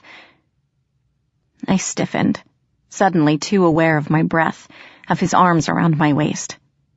Ash didn't seem to notice. "We were hunting in the wildwood," he went on, resting his chin atop my head, "following the rumor of a golden fox that had been seen in the area. There were 3 of us that day, hunting together. Ariella, myself, and Robin Goodfellow." "Puck?" Ash shifted uncomfortably. Thunder growled in the distance, shooting threads of green lightning across the sky. "Yes," he muttered, as if it pained him to say it. Puck he was a friend, once. I wasn't ashamed to call him that. Back then, the 3 of us would often meet one another in the wildwood, away from the condemnation of the courts. We didn't care about the rules. Back then, Puck and Ariella were my closest companions. I trusted them completely." "What happened?" Ash's voice was soft with memory as he continued. "We were hunting," he explained again, "following our quarry into a territory none of us had seen. The wildwood is huge, and some parts are constantly shifting, so it can be dangerous even for us. We tracked the golden fox for 3 days, through unfamiliar woods and forest, making bets on whose arrow would finally take it down. Puck boasted that winter would surely lose to summer, and Ariella and I made the same boast in reverse. All the while, the forest around us grew dark and wild. Our horses were Fae steeds, whose hooves didn't touch the ground, but they were growing increasingly nervous. We should have listened to them, but we didn't. Stubborn pride leading us on like fools. Finally, on the 4th day, we came to a rise that plunged down into a vast hollow. On the other side, trotting along the ridge, was the golden fox. The hollow separating us wasn't deep, but it was wide and filled with tangled shadows and undergrowth, making it difficult to see what was down there. Ariella wanted to go around, even though it would take us longer. Puck disagreed, insisting we would lose our quarry unless we rode straight through. We argued. I sided with Ariella, though I didn't see the reason for her apprehension. If she wasn't willing to go forward, I wasn't going to make her. Puck, however, had other ideas. As I turned my horse around, he let out a whoop, slapped Ariella's horse on the rump, and kicked his own steed forward. I plunged over the edge, racing down the slope, with Puck yelling at me to catch up if I could. I had no choice but to follow. Ash fell silent, his eyes dark and haunted. He gazed off into the distance until I couldn't take it anymore. "What happened?" I whispered. He gave a bitter laugh. Ariella was right, of course. Puck had led us straight into a wyvern nest. I felt stupid for asking, but what's a wyvern? It's cousin to a dragon, Ash replied. Not as intelligent, but still extremely dangerous and highly territorial. The thing rose up out of nowhere, all scales and teeth and wings, lashing at us with its poison stinger. It was enormous, an ancient drake, vicious and powerful. We fought our way free, the three of us, side by side. We'd been together so long we knew one another's fighting styles and used them to take down the enemy. It was Ariella who landed the killing blow. But as it was dying, the wyvern whipped its tail out one last time, striking her in the chest. Wyvern poison is extremely potent, and we were miles from any healers. We tried to save her, but... He paused, taking a shaky breath. I squeezed his arm to console him. She died in my arms, he finished, making an audible effort to compose himself. She died with my name on her lips, begging me to save her. As I held her, watched the life feed from her eyes, I could only think one thing. That Puck had caused this. If it wasn't for him, she would still be alive. I'm so sorry, Ash. Ash nodded once. His voice turned steely. I swore on that day to avenge Ariella's death, to kill Robin Goodfellow, or die trying. We've clashed several times since, but Goodfellow always manages to slip away, or throw me some trick that ends our duels. I cannot rest while he lives. I promised Ariella that I would continue hunting Robin Goodfellow until one of us lies dead. Puck told me it was a mistake. He didn't mean for that to happen. The words were sour in my mouth. It didn't feel right, defending him. Ash had lost someone he loved because of Puck's actions, a prank that finally went too far. It doesn't matter. Ash shifted away from me, his voice cold. My vow is binding. I cannot rest until I've completed my oath. I didn't know what to say, so I stared into the rain, miserable and torn in two. Ash and Puck, two enemies locked in a struggle that would end only when one of them killed the other. How could you stand between two people like that, knowing that one day one of them would succeed? I knew fairy oaths were binding, and Ash had good reason to hate Puck, but I still felt trapped. I couldn't stop this, but I didn't want either of them to die. Ash sighed and leaned forward again, brushing my hand, tracing the skin with his fingertips. I'm sorry, he murmured. A shiver went up my arm. I wish you didn't have to be involved. There is no way to unmake a vow, once it has been spoken. But know this, were I aware then that I would meet you, perhaps my oath would not have been so hasty. My throat closed up. I wanted to say something, but at that moment, a sharp blast of wind blew a few drops of rain into the tube. Water splashed over my jeans, and I yelped as something burned my skin. We examined my leg. Tiny holes marred my jeans where the drops had hit. The material seared away, the skin underneath red and burned. It throbbed as if I'd jabbed needles into my flesh. What the heck? I muttered, glaring into the storm. It looked like ordinary rain, gray, misty, somewhat depressing. Almost compulsively, I stuck my hand toward the opening where water dripped over the edge of the tube. Ash grabbed my wrist, snatching it back. Yes, it will burn your hand as well as your leg. he said in a bland voice. "And here I thought you learned your lesson with the chains." Embarrassed, I dropped my hand and scooted farther into the tube, away from the rim and the acid rain dripping from it. "Guess I'm staying up all night," I muttered, crossing my arms. "Wouldn't want to doze off and find half my face melted off when I wake up." Ash pulled me back against him, brushing my hair from my neck. His mouth skimmed my shoulder, up my neck, sending butterflies swarming through my insides. "If you want to rest, then do so," he murmured against my skin. "The rain will not touch you, I promise." "What about you?" I wasn't planning to sleep. He made a casual gesture at a trickle of rainwater seeping into the tube, and the water turned to ice. "I fear I wouldn't be able to wake up." My worry spiked. "Ash!" His lips brushed my ear. "Sleep, Megan Chase," he whispered, and suddenly I couldn't keep my eyes open.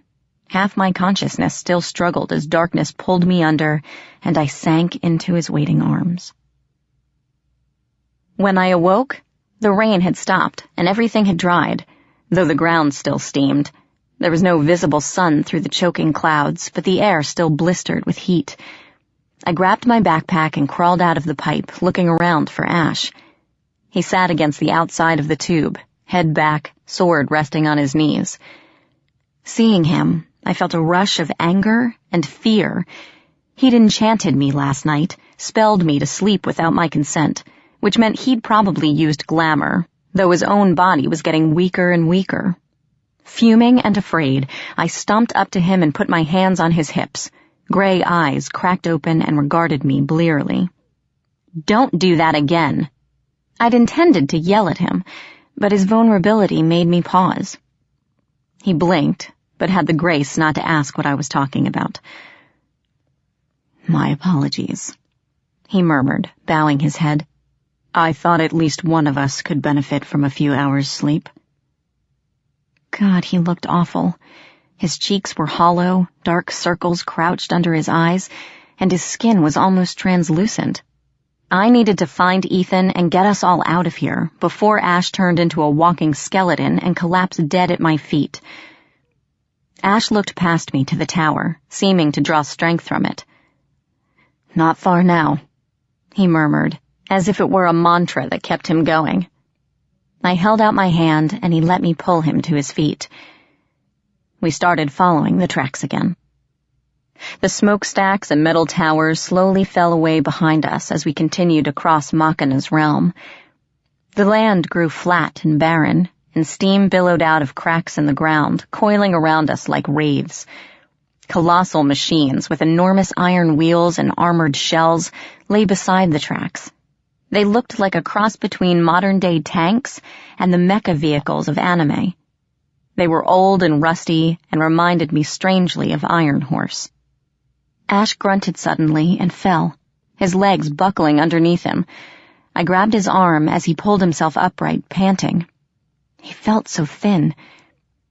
"Should we stop and rest?" I asked. "No," he gritted out. "Keep going. We have to." Suddenly he straightened, his hand going to his sword.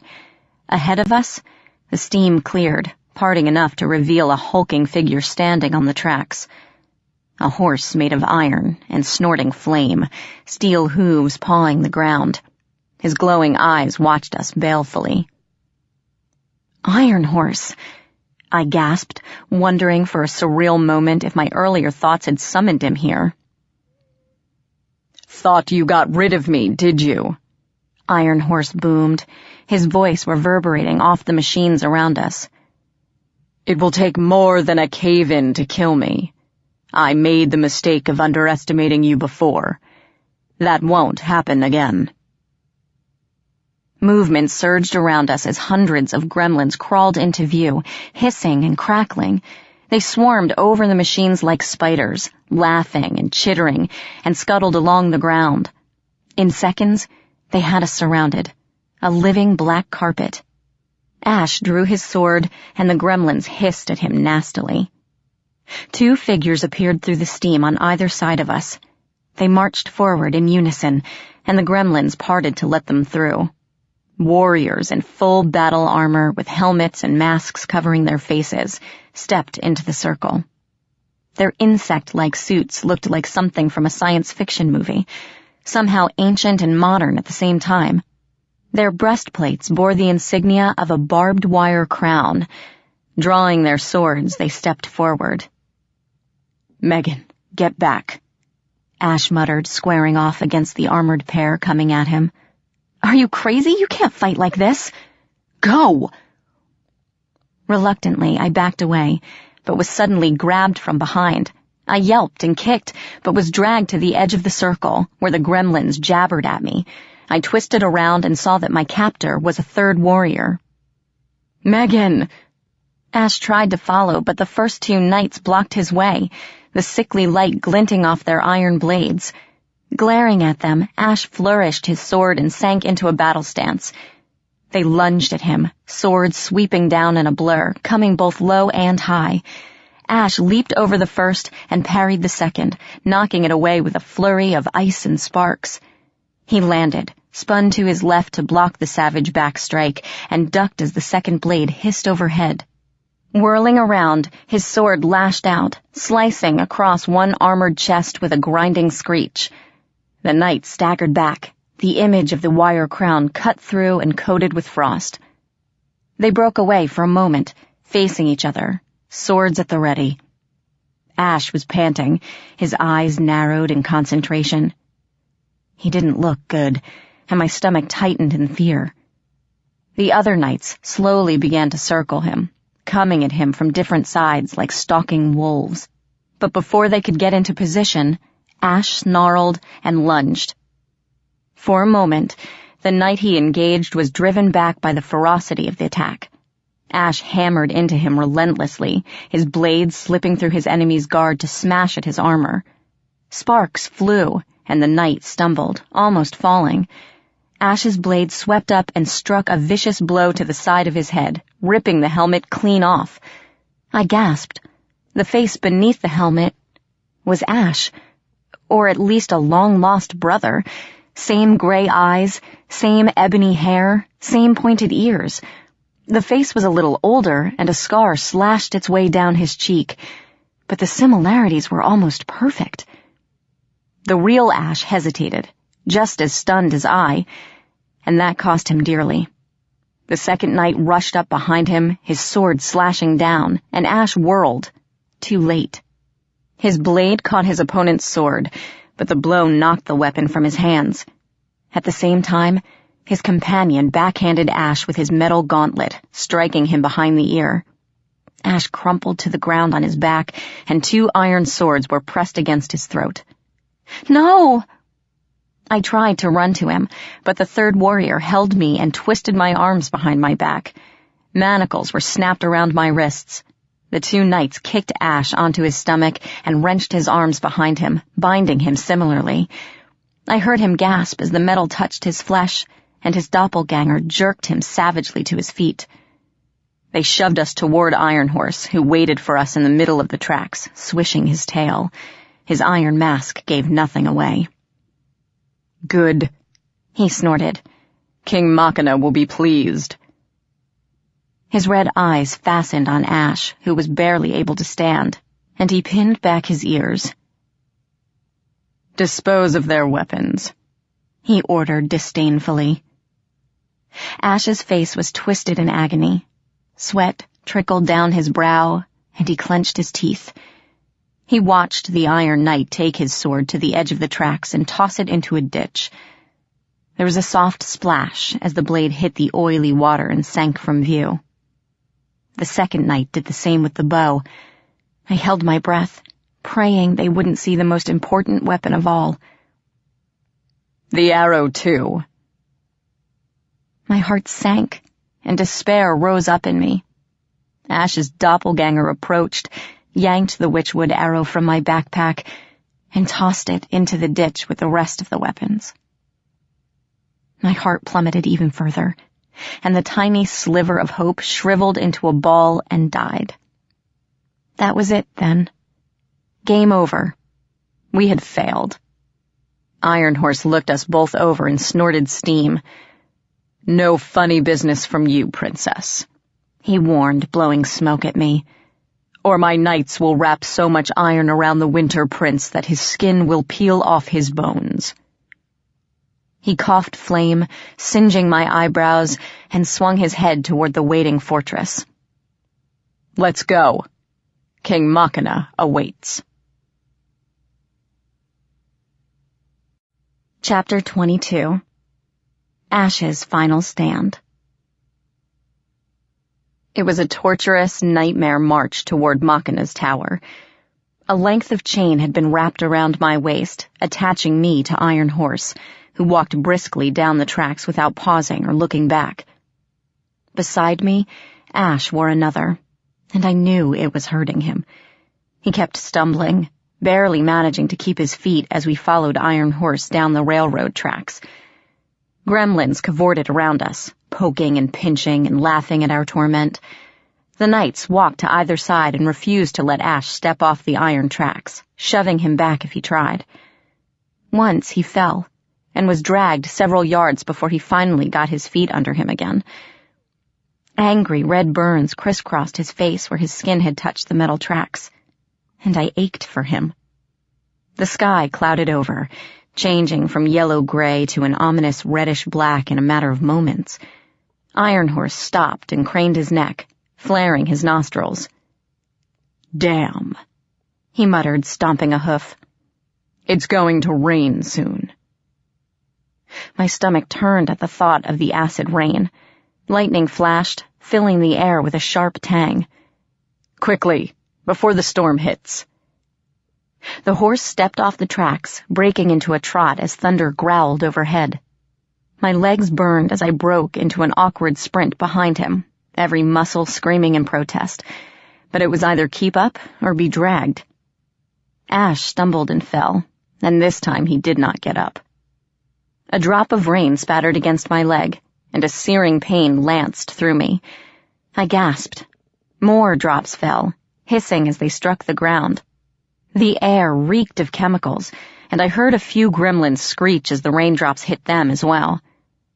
A silvery curtain of rain crept toward us. It caught up to a few of the slower gremlins, engulfing them. They screamed and writhed, sparks leaping off their bodies, until they gave a final twitch and were still. The rain came on. Panicked, I looked up to see Iron Horse leading us into a mine shaft. We ducked under the roof just as the storm swept over us, catching a few more gremlins, who squealed and danced around in agony. Holes burned through their skin. The rest of the gremlins jeered and laughed. I turned away before I was sick. Ash lay motionless on the ground, covered in dust and blood from where he'd been dragged. Steam curled off his body where the raindrops had hit. He groaned and tried to get up, but didn't quite make it off his back. Snickering, a few gremlins started poking him, climbing onto his chest to slap his face. He flinched and turned away, but this only encouraged them further. "Stop it!" I lunged and kicked a gremlin with all my might, launching it away from Ash like a football. The others turned on me, and I lashed out at them all, kicking and stomping. Hissing, they swarmed up my pant legs, pulling my hair and raking me with their claws. One sank its razor-sharp teeth into my shoulder, and I screamed. "Enough!" Iron Horse's shout made the ceiling tremble. Dirt showered us, and the gremlins skittered back. Blood ran down my skin from a dozen tiny wounds, and my shoulder throbbed where the gremlin had bitten it.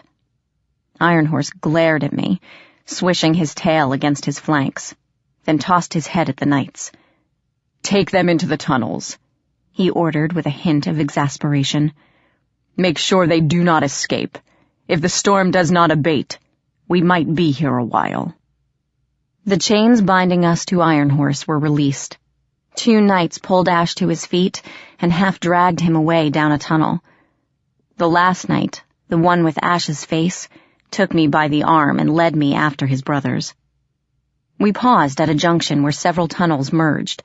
Wooden tracks led off into the darkness, and rickety cars half filled with ore sat off to the sides.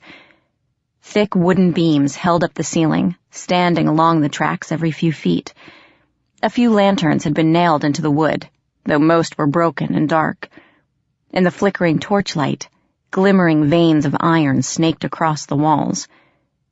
We continued down a tunnel that dead-ended in a small room, where 2 wooden posts stood side by side in the middle of the room. A few crates and an abandoned pickaxe lay stacked in a corner. The knights pushed Ash against one post, unlocked a cuff, and reattached it behind the beam, securing him in place. The flesh under the metal band was red and burned, and he jerked when they snapped it around his wrist again. I bit my lip in sympathy. The knight who'd first caught me straightened and patted Ash on the cheek, chuckling as Ash flinched away from the steel gauntlet. "Feels good, don't it, worm?" he said, and I started in surprise. This was the first time I'd heard one of them speak. "You old bloods are completely weak, aren't you? It's high time you moved over. You're obsolete now, ancient. Your time is done." Ash raised his head and stared the other fairy in the eye. "Bold words for someone who stood aside and wrestled a girl while his brothers fought for him." The knight backhanded him. I cried out in fury and started forward, but the knight behind me grabbed my arm. "Leave him alone, Quintus," he said in a calm voice. Quintus sneered. "Feeling sorry for him, Tertius? Maybe some brotherly affection for your twin here?" "We're not supposed to speak to the old bloods," Tertius replied in the same cool tone. "You know that. Or should I inform Iron Horse?" Quintus spat on the ground. "You were always weak, Tertius," he smiled. "Too soft-hearted to be made of iron. You're a disgrace to the Brotherhood." He spun on a heel and marched up the tunnel, the last knight following behind. Their boots rang loudly on the stone floor, then faded into silence. "Jerk," I muttered as the remaining knight maneuvered me against the post. "Your name's Tertius, right?" He unlocked a shackle and wound the chain around the beam, not looking at me. "Yes." "Help us," I pleaded. "You're not like them. I can feel it. Please, I have to rescue my brother and get him out of here. I'll make a deal with you if that's what it takes. Please, help us." For a moment, he met my eyes. I was struck again by how much he resembled Ash. His eyes were gunmetal gray instead of silver, and the scar made him look older, but he had that same intense, honorable face. He paused, and for a moment I dared to hope. But then he snapped the cuff around my wrist and stepped away, his eyes darkening to black. "I'm a knight of the Iron Crown," he said, his voice as hard as steel. "I will not betray my brothers, or my king." He turned and walked away without looking back. In the flickering darkness of the tunnel, I heard Ash's raspy breathing, the shift of gravel as he sank into a sitting position. "Ash?" I called softly, my voice echoing down the shafts. "You all right?" Silence for a moment. When Ash finally spoke, his voice was so low I could barely hear it. "Sorry, Princess," he murmured almost to himself. "Looks like I won't be able to uphold our contract after all." "Don't give up," I told him, feeling like a hypocrite as I struggled with my own despair. "We'll get out of this somehow. We just have to keep our heads." A thought came to me, and I lowered my voice. "Can't you freeze the chains until they shatter, like you did in the factory?" A low, humorless chuckle. "Right now, it's taking everything I have not to pass out," Ash muttered, sounding pained. "If you have any of that power the Elder Dryad was talking about, now would be the time to use it." I nodded. What did we have to lose? Closing my eyes, I concentrated on feeling the glamour around us, trying to remember what Grimalkin had taught me. Nothing. Except for a flicker of raw determination from Ash, there were no emotions to draw from, no hopes or dreams or anything. Everything here was dead, devoid of life, passionless. The Iron Fae were too machine-like, cold, logical, and calculating, and their world reflected that. Refusing to give up, I pushed deeper, trying to get past the banal surface. This had been the Never Never once. There had to be something left untouched by Machina's influence. I felt a pulse of life. Somewhere, deep below. A lone tree, poisoned and dying, but still clinging to life. Its branches were slowly turning to metal.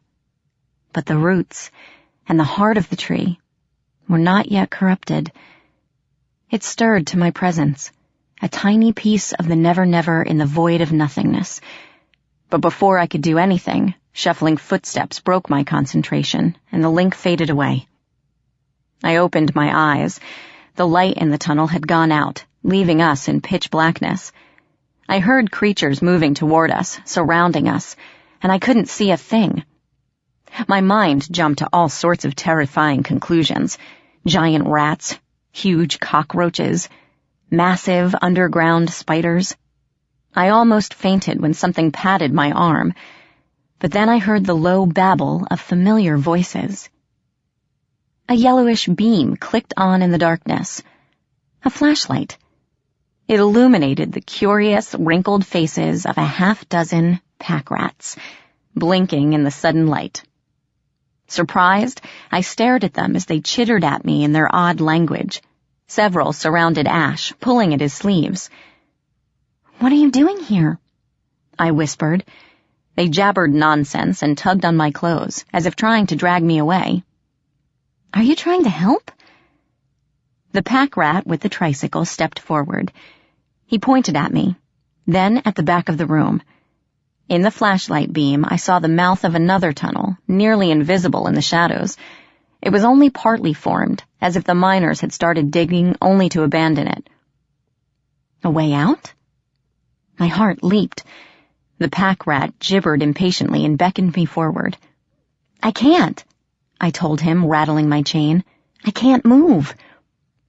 He chattered at the rest of them, and they shuffled forward. One by one, they reached behind them to the lumps of trash on their backs and began pulling things out. "What are they doing?" Ash muttered. I couldn't begin to answer. One of the pack rats produced an electric drill, showing it to the leader, who shook his head. Another pulled out a butterfly knife, but the leader declined that, too, as well as a lighter, a hammer, and a round alarm clock. Then one of the smaller pack rats chittered excitedly and stepped forward, holding something long and metallic. A pair of bolt cutters. The lead pack rat jabbered and pointed, but at the same time, I heard the clank of steel boots coming down the tunnel, and the scuttling of thousands of claws on rock. My stomach twisted. The knights were coming back, and so were the gremlins. "Hurry!" I urged as the pack rat waddled over and began sawing at the chain. Lights appeared in the distance, bobbing along the ground, gremlins with lanterns or flashlights. Laughter drifted into the room, and my stomach churned. "Hurry," I thought, furious with the pack rat's slow progress. "We're not going to make it. They'll be here any second." I felt the snap of the links as they parted, and I was free.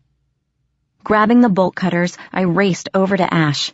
The lights moved closer and closer, and the hissing of gremlins could be heard down the tunnel. I inserted the chain between the metal jaws and squeezed the handles, but the tool was rusty and hard to use. Snarling curses, I gripped the handles and pushed. "Leave me," Ash muttered as I strained to close the jaws. "I won't be able to help, and I'll only slow you down. Just go." "I'm not leaving you," I panted, gritting my teeth and pushing with all my might. "Megan." "I'm not leaving you," I snapped, fighting angry tears. "Stupid chain, why wouldn't it break already? I threw my whole weight against it, sawing with a fury born of fear. "Remember when I told you about your weakness?" Ash murmured, craning his head to look at me. Though his eyes were hard, glazed over with pain, his voice was gentle. "You have to make that choice now. What is most important to you?" "Shut up." Tears blinded me, and I blinked them away. "You can't ask me to make that decision. You're important to me too, damn it. I'm not leaving you behind, so just shut up." The first wave of gremlins entered the tunnel and shrieked in alarm when they saw me. With a snarl of fear and terror, I gave the bolt cutters a final jerk, and the chain finally snapped. Ash pulled himself to his feet as the gremlins howled with outrage and surged forward. We ran for the hidden tunnel, following the pack rats as they scuttled through. The corridor was low and narrow.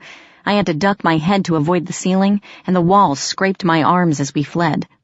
Behind us, gremlins poured through the opening like ants, skittering along the walls and ceiling, hissing as they pursued. Ash suddenly stopped. Turning to face the horde, he raised a pickaxe like a baseball bat, bracing himself against the wall. I gave a start. He must have snatched it from the crates right before we reached the tunnel. The broken chains, still dangling from his wrists, trembled as his arms shook. The gremlins halted a few yards away, their eyes bright as they analyzed this new threat. As one, they began edging forward. "Ash!" I called. "What are you doing? Come on!" "Megan?" Ash's voice, despite the pain below the surface, was calm. "I hope you find your brother. If you see Puck again, tell him I regret having to step out of our duel." "Ash, no, don't do this." I felt him smile. "You made me feel alive again," he murmured. Screeching, the gremlins attacked. Ash smashed 2 of them senseless with the pickaxe, ducked as another leaped at his head, and was overwhelmed. They swarmed over him, clinging to his legs and arms, biting and clawing. He staggered and dropped to a knee, and they skittered up his back until I could no longer see him through the writhing mass of gremlins. Still, Ash fought on. With a snarl, he surged back to his feet, sending several gremlins flying only to have a dozen more take their place. "Megan, go!" His voice was a hoarse rasp as he slammed a gremlin into the wall. "Now!" Choking on tears, I turned and fled. I followed the beckoning pack rats until the tunnel split and branched off in several directions. A pack rat pulled something from his lump and waved it at the leader.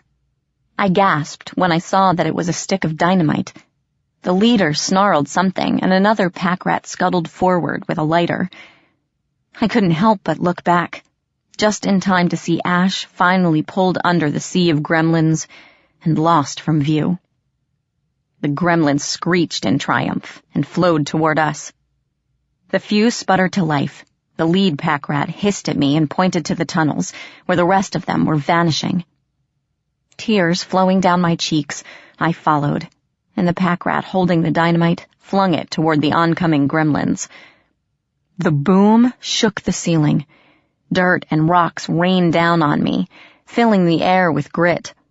I coughed and sagged against the wall, waiting for the chaos to die down. When everything was still, I looked up to see that the entrance to the tunnel had caved in. The pack rats were moaning softly. One of their own hadn't made it through in time.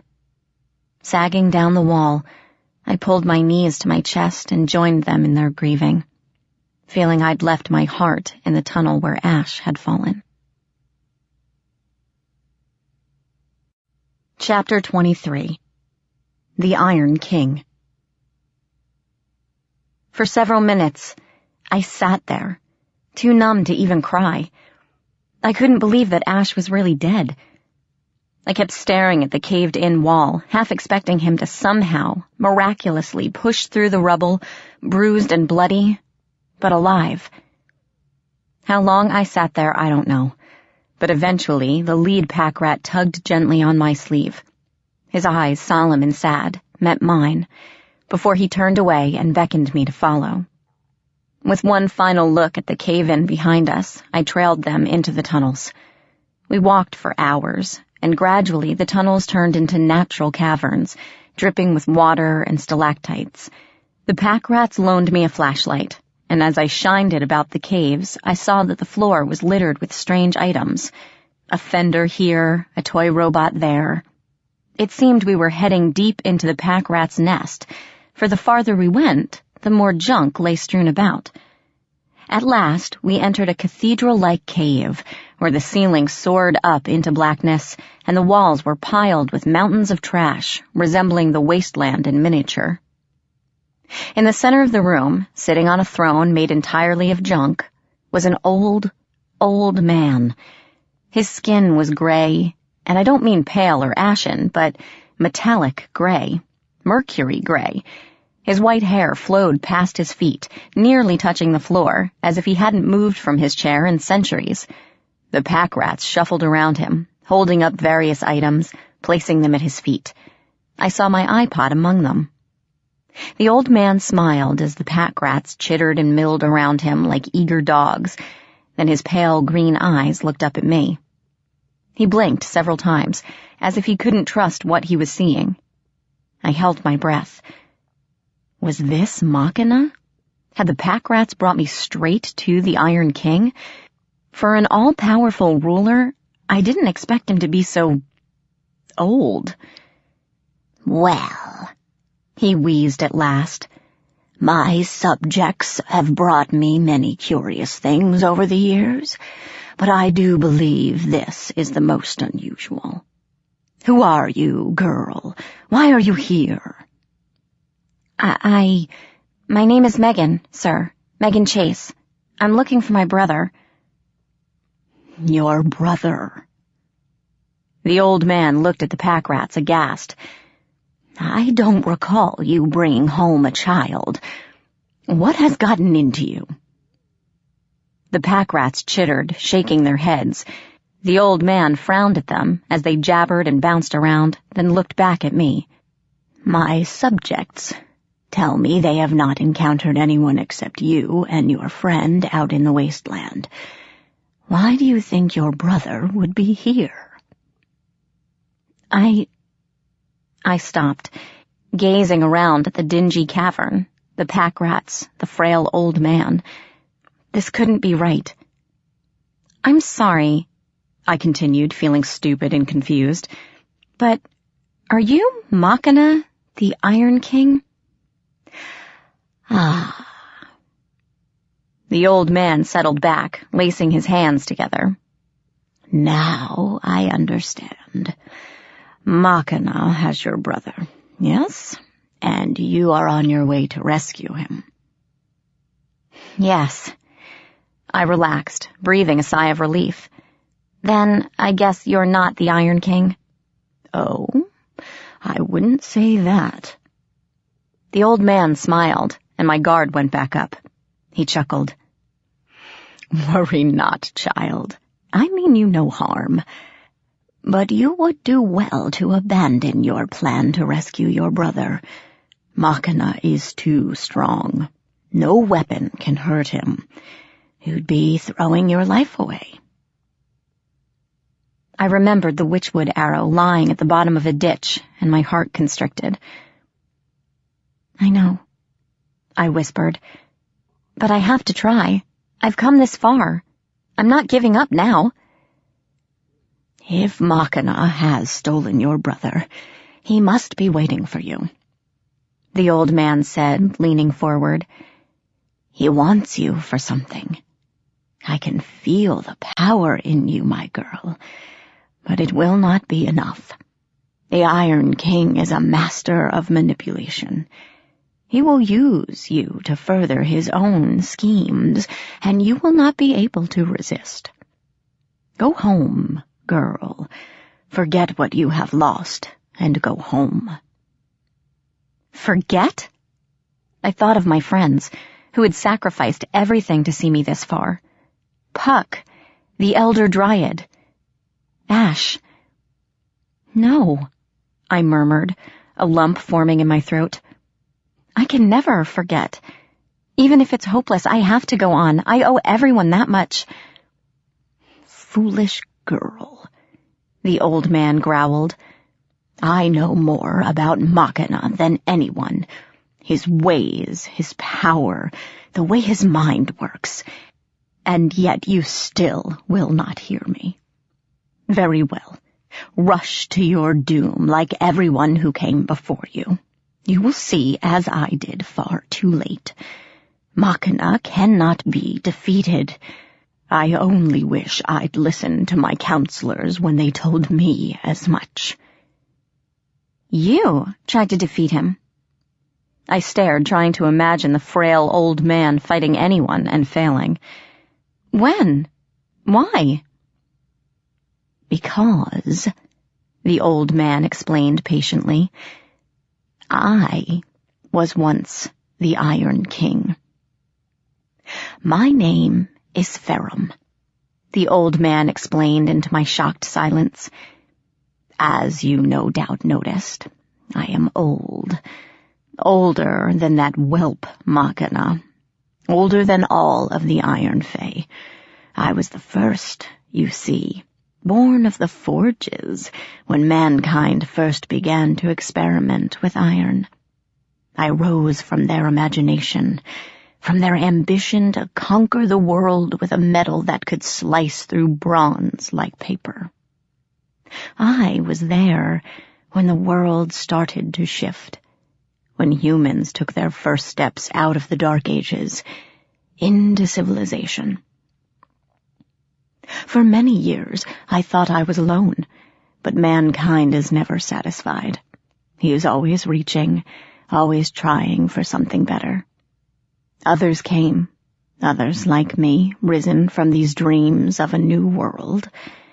They accepted me as their king, and for centuries we remained hidden, isolated from the rest of the Fae. I realized beyond a doubt that if the courts knew of our existence, they would unite to destroy us. Then, with the invention of computers, the gremlins came, and the bugs. Given life by the fear of monsters lurking in machines, these were more chaotic than the other Fae, violent and destructive. They spread to every part of the world. As technology became a driving force in every country, powerful new Fae rose into existence. Virus, glitch, and Machina, the most powerful of all. He was not content to sit and hide. His plan was conquest, to spread throughout the Never-Never like a virus, destroying all who opposed him. He was my first, my most powerful lieutenant, and we clashed on several occasions. My advisors told me to banish him, to imprison him, even to kill him. They were afraid of him, and rightly so.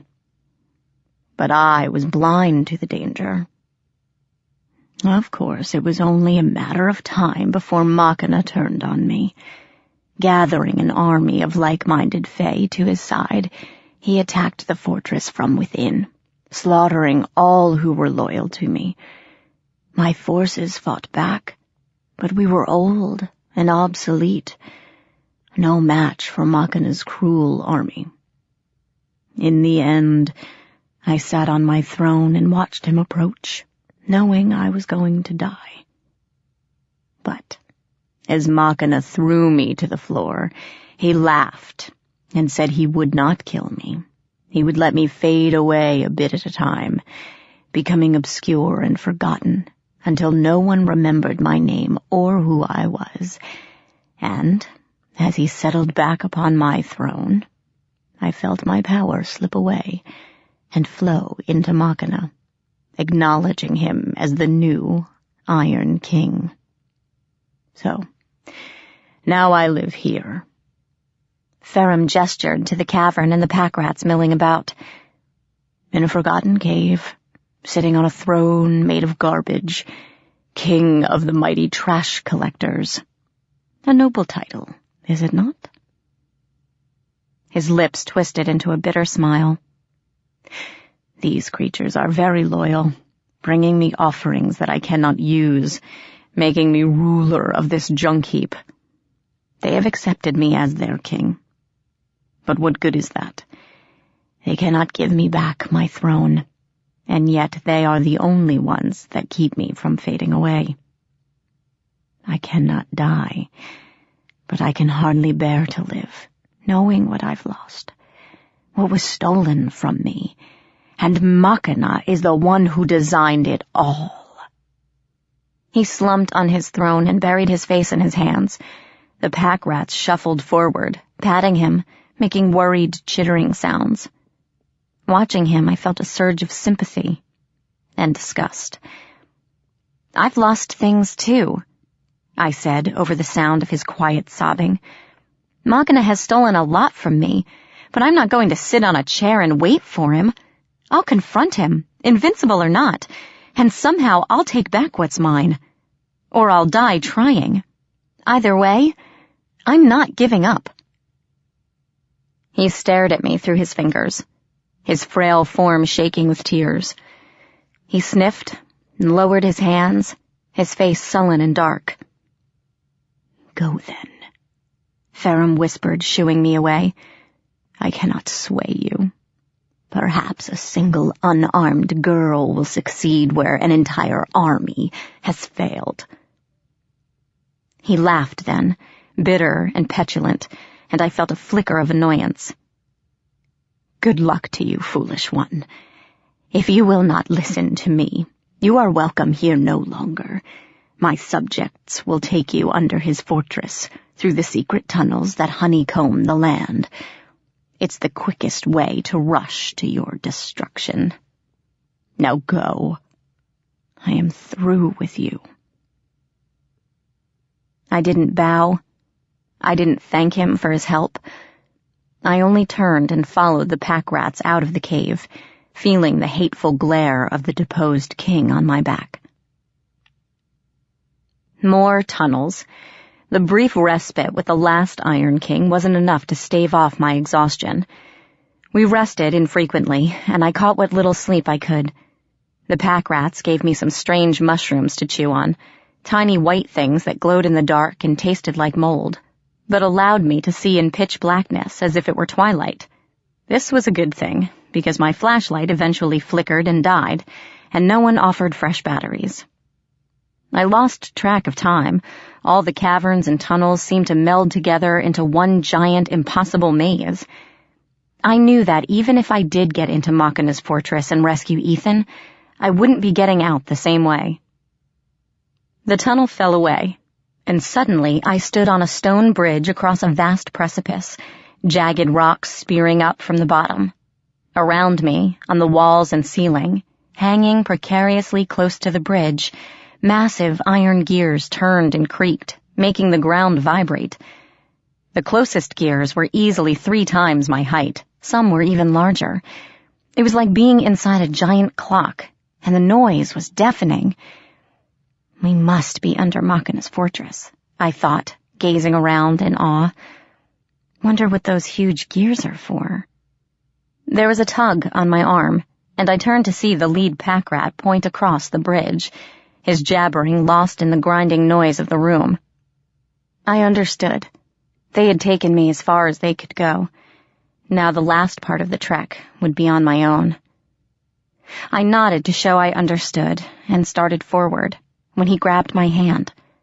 Holding my wrist, he beckoned to his pack rats, chattering at them. 2 waddled forward, reaching back for some item on their humps. It's okay, I told them. I don't need any. My voice died away. The first pack rat drew out a long sheath with a familiar hilt, gleaming blue-black in the darkness. I caught my breath. Is that? He handed it over, solemnly. Grasping the hilt, I pulled the blade free, washing the chamber in pale blue light. Steam writhed on the edge of Ash's blade, and a lump caught in my throat. Oh, Ash. I sheathed the blade and fastened it around my waist, grimly tightening the belt. I appreciate this, I told the pack rats, unsure if they understood. They chattered at me and still didn't move, and the leader pointed at the second, smaller pack rat who'd approached. He blinked and reached back, drawing forward a slightly battered bow, and for the second time my heart stopped. The pack rat held up the witchwood arrow, slimy and covered with oil, but otherwise intact. I took it reverently, my mind spinning. They could have given it to Ferrum, but they hadn't, saving it for me all this time. The arrow pulsed in my hands, still alive and deadly. I didn't think. I dropped to my knees and hugged the pack rats, both the leader and the small one. They squeaked in surprise. Their lumps poked my skin, making it impossible to get my arms around them completely, but I didn't care. When I rose, I thought the leader was blushing, though it was difficult to see in the darkness, and the small one grinned from ear to ear. "Thank you," I said, putting as much sincerity into my voice as I could. "Really, thank you isn't enough, but it's all I have. You guys are amazing." They jabbered at me and patted my hands. I wished I knew what they were saying. Then, with a sharp bark from the leader, they turned and faded into the tunnels. The small one looked back once, his eyes bright in the gloom, and then they were gone. I straightened, tucking the arrow into my belt, much as Ash had done. Gripping the bow, and with Ash's sword hanging from my waist, I stepped beneath Machina's tower.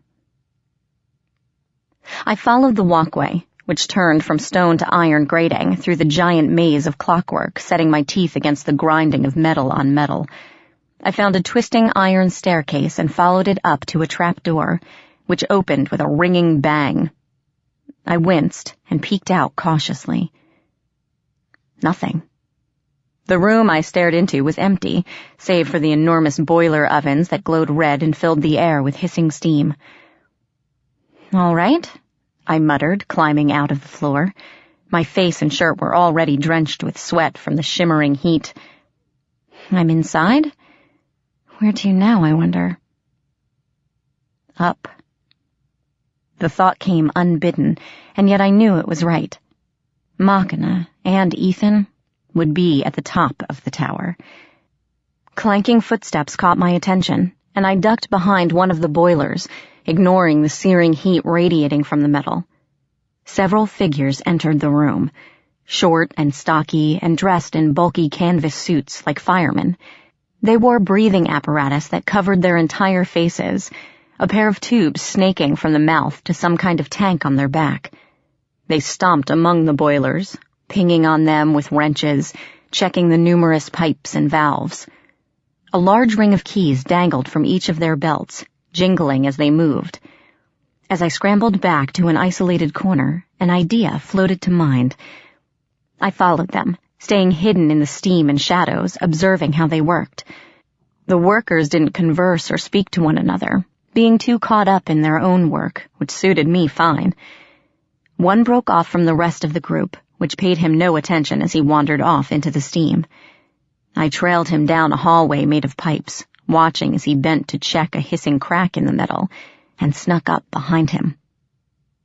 Drawing Ash's sword, I waited until he turned around before stepping up and pressing the point of the blade against his chest. The worker jumped and scuttled backward, but the network of pipes trapped him between me and the exit. I stepped forward and angled the blade at his throat. "Don't move," I snarled as fiercely as I could. He nodded and held up his gloved hands. My heart pounded, but I rushed on, poking at him with the blade. "Do exactly as I say, and I won't kill you, all right? Take off your suit." He obeyed, shedding his outer clothes and taking off the mask, revealing a sweaty little man with a thick black beard. A dwarf, and an ordinary-looking one at that. No steel skin, no cables coming out of his head, nothing to mark him as an iron fae. He glared at me with coal-black eyes, his arms rippling with muscle, and broke into a sneer. "Come at last, have you?" He spat on the ground near a pipe where it sizzled noisily. We were all wondering what route you'd end up taking. Well, if you're going to kill me, girl, get it over with. I'm not here to kill anyone, I said carefully, keeping the sword trained on him as I'd seen Ash do. I'm only here for my brother. The dwarf snorted. He's upstairs in the throne room with Machina, top west tower. Good luck getting to him. I narrowed my eyes. You're being awfully helpful. Why should I believe you? Bah. We don't care about Machina or your whiny brother, girl. The dwarf hawked and spat on a pipe where it bubbled like acid. Our job is to keep this place running, not play court with a bunch of snotty aristocrats. Machina's business is his own, and I'll ask you to keep me out of it. So you're not going to stop me? Do you have lead in your ears? I don't care what you do, girl. So kill me, or leave me the hell alone, would you? I won't get in your way if you don't get in mine. All right. I lowered the sword, but I'll need your suit. Fine, take it. The dwarf kicked it toward me with a steel-toed boot. We've got several. Now can I get back to work, or do you have more inane demands to keep me from my job? I hesitated. I didn't want to hurt him, but I couldn't leave him running loose. No matter what he said, he could tell the other workers, and I was pretty sure I couldn't fight off all of them. I looked around and saw another trap door, like the one I'd come up from a few feet away. I pointed at it with the sword. Open that and get down there. Into the cogworks? Leave your boots. And your keys. He glowered, and I raised my sword, ready to slash if he lunged at me. But the dwarf growled a curse, stalked over to the metal grate, and shoved a key into the lock. Pushing it open with a bang, he wrenched off his boots and stomped down the twisting staircase, making it ring with every step. With the dwarf glaring up at me, I shut the door and locked it, ignoring the guilt that gnawed my insides. I dressed in the dwarf's suit, which was hot and heavy and reeked of sweat. I gagged as I slipped it on. It was too short, but between the suit's bagginess and my skinny frame, I made it work. My calves stuck out of the pant legs, but I shoved my sneakers into the dwarf's boots, and it wasn't so noticeable. At least I hoped it wasn't. I heaved the tank onto my back, finding it surprisingly light, and put on the mask. Cool, sweet air hit my face, and I sighed in relief. Now the only problem was the sword and the bow. I figured the workmen of the tower didn't stomp around with weapons, so I found a piece of canvas and wrapped them up in it, tucking it under my arm. The witchwood arrow was still secured to my belt inside the suit. Heart-pounding, I returned to the boiler room, where the other dwarves were shuffling out in a broken line. Taking a deep breath to calm my twisting stomach, I joined them, keeping my head down and not making eye contact. No one paid any attention to me, and I followed them up a long flight of stairs until we reached the main tower. Machina's fortress was huge, metallic, and sharp. Thorned creepers crawled over the ramparts, their barbs made of metal. Jagged shards jutted away from the walls for no apparent reason. Everything was harsh lines and sharp edges. Even the fae that lived here. Besides the ever-present gremlins, I saw more armored knights, hounds made of clockwork, and creatures that looked like metallic praying mantises, their bladed arms and silvery antennae glinting in the dim light. The dwarves scattered as they left the staircase, breaking away in little groups of 2s and 3s. I drifted away from the rapidly diminishing crowd and followed the wall, trying to look as if I had a purpose. Gremlins scuttled along the walls, chasing one another and tormenting the other fae. Computer mice with tiny ears, feet, and blinking red eyes scurried away as I approached. Once, a gremlin landed on one, eliciting a high-pitched squeak before stuffing the tiny creature into its mouth and crunching the sparks. It grinned at me. the mouse's tail hanging between its pointed teeth, and scuttled off again. Wrinkling my nose, I continued walking. At last, I discovered a staircase, spiraling up hundreds of feet along the tower walls. Gazing up at the infinite number of stairs, I felt a pull in my stomach. This was the one. Ethan was up there. And Machina. I felt a pain in my heart, as if there was someone else I should remember. But the memory skipped away, out of reach. With my heart fluttering around my ribs like a crazed bat, I started the last leg of my journey. There were small, narrow windows every 20 steps up the stairs. I peered out once and saw the open sky, with strange glittering birds soaring on the wind. At the top of the stairs stood an iron door, bearing the insignia of a barbed crown. I quickly shed the dwarf's clothing, relieved to be out of the bulky, smelly garments. Taking off the bow, I carefully fit the witchwood arrow to the string. When the arrow was nocked, it began to throb even faster, as if its heartbeat raced in excitement. And, standing at the last door in the Iron King's tower, I hesitated. Could I really do this? Kill a living creature? I wasn't a warrior like Ash, or a brilliant trickster like Puck. I wasn't smart like Grimm, and I certainly didn't have the power of my father Oberon. I was just me. Megan Chase, an ordinary high school student. Nothing special. No. The voice in my head was mine, and it wasn't. You're more than that. You are the daughter of Oberon and Melissa Chase. You are the key to preventing a fairy war, friend of Puck, sister to Ethan, beloved of Ash. You are much more than you think. You have everything you need. All that is left is to step forward. Step forward. I could do that. Taking a deep breath, I pushed the door open. I stood at the entrance of an enormous garden, the door creaking as it swung away from me. The smooth iron walls surrounding me were topped with jagged spines, silhouetted black against the open sky. Trees lined a stony path, but they were all made of metal, their branches twisted and sharp. Birds watched me from the steel limbs. When they fluttered their wings, it sounded like knives scraping against one another. In the center of the garden, where all the paths converged, a fountain stood. Made not of marble or plaster, but of different-sized gearheads, turning sluggishly with the water's flow. I squinted and looked closer. On the bottom cog, lying on his back, as the gear slowly spun him around, was a figure. It was Ash. I didn't scream his name. I didn't run to him, though every fiber in my body was telling me to do so.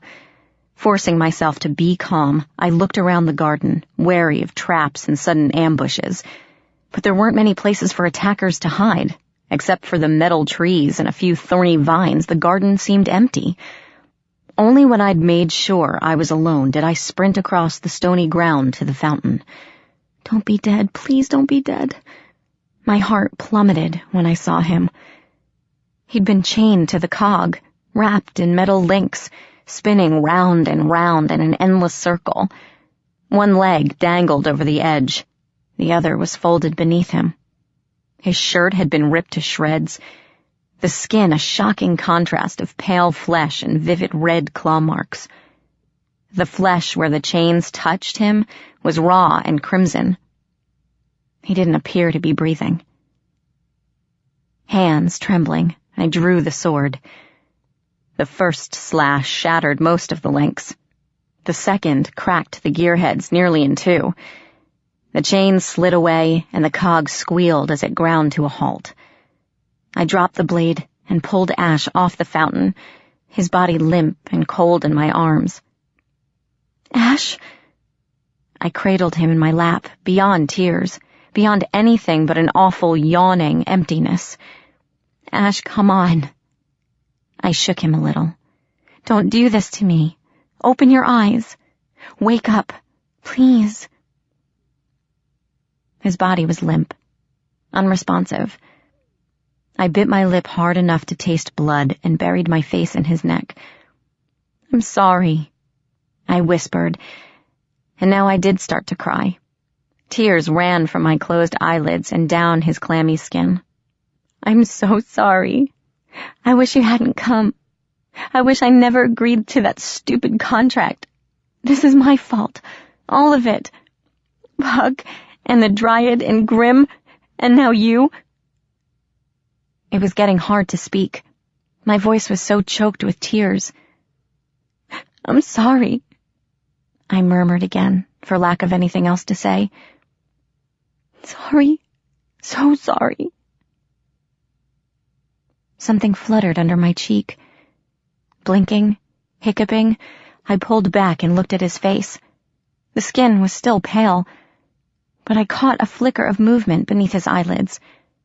Heart pounding, I lowered my head and brushed a kiss to his mouth. His lips parted, and a broken sigh escaped him. I breathed his name in relief. His eyes opened and flickered to mine, confused, as if he wasn't sure if he was dreaming or not. He moved his lips, but it was a few tries before anything came out. "Megan?" "Yes," I whispered immediately. "I'm here." His hand came up, fingers resting on my cheek, trailing down my skin. "I dreamed you would come," he murmured, before his eyes cleared a bit and his face darkened. "You shouldn't be here," he gasped, digging his fingers into my arm. "This, a trap." And then I heard it. Horrible, dark laughter rising up from the wall behind us. The gears in the fountain shivered and began to turn backward. With a loud clanking and grinding, the wall behind us sank into the ground, revealing another part of the garden. Metal trees lined the path to an enormous iron throne, spiking into the sky. A squadron of armored knights stood at the foot of the throne with weapons drawn, pointed at me. Another squad entered through the door and slammed it shut, trapping us between them. Standing at the top of his throne, surveying us all with a look of grim satisfaction, was Machina, the Iron King. Chapter 24. Machina. The figure on the throne threw me a smile as sharp as razors. "Megan Chase," he murmured, his scintillating voice echoing over the garden. "Welcome. I've been expecting you." I gently laid Ash down, ignoring his protests, and stepped forward, shielding him behind me. My heart pounded. I didn't know what I expected the Iron King to look like, but it wasn't this. The figure on the throne stood tall and elegant, with flowing silver hair and the pointed ears of the Fey nobility. He faintly resembled Oberon, refined and graceful, yet incredibly powerful. Unlike Oberon and the finery of the summer court, the Iron King wore a stark black coat that flapped in the wind. Energy crackled around him, like thunder with no sound, and I caught flashes of lightning in his slanted black eyes. A metal stud glittered in one ear, a Bluetooth phone in the other. His face was beautiful and arrogant, all sharp planes and angles. I felt I could cut myself on his cheek if I got too close. And yet, when he smiled, it lit up the whole room. A strange silvery cloak lay across his shoulders, wriggling slightly as if it were alive.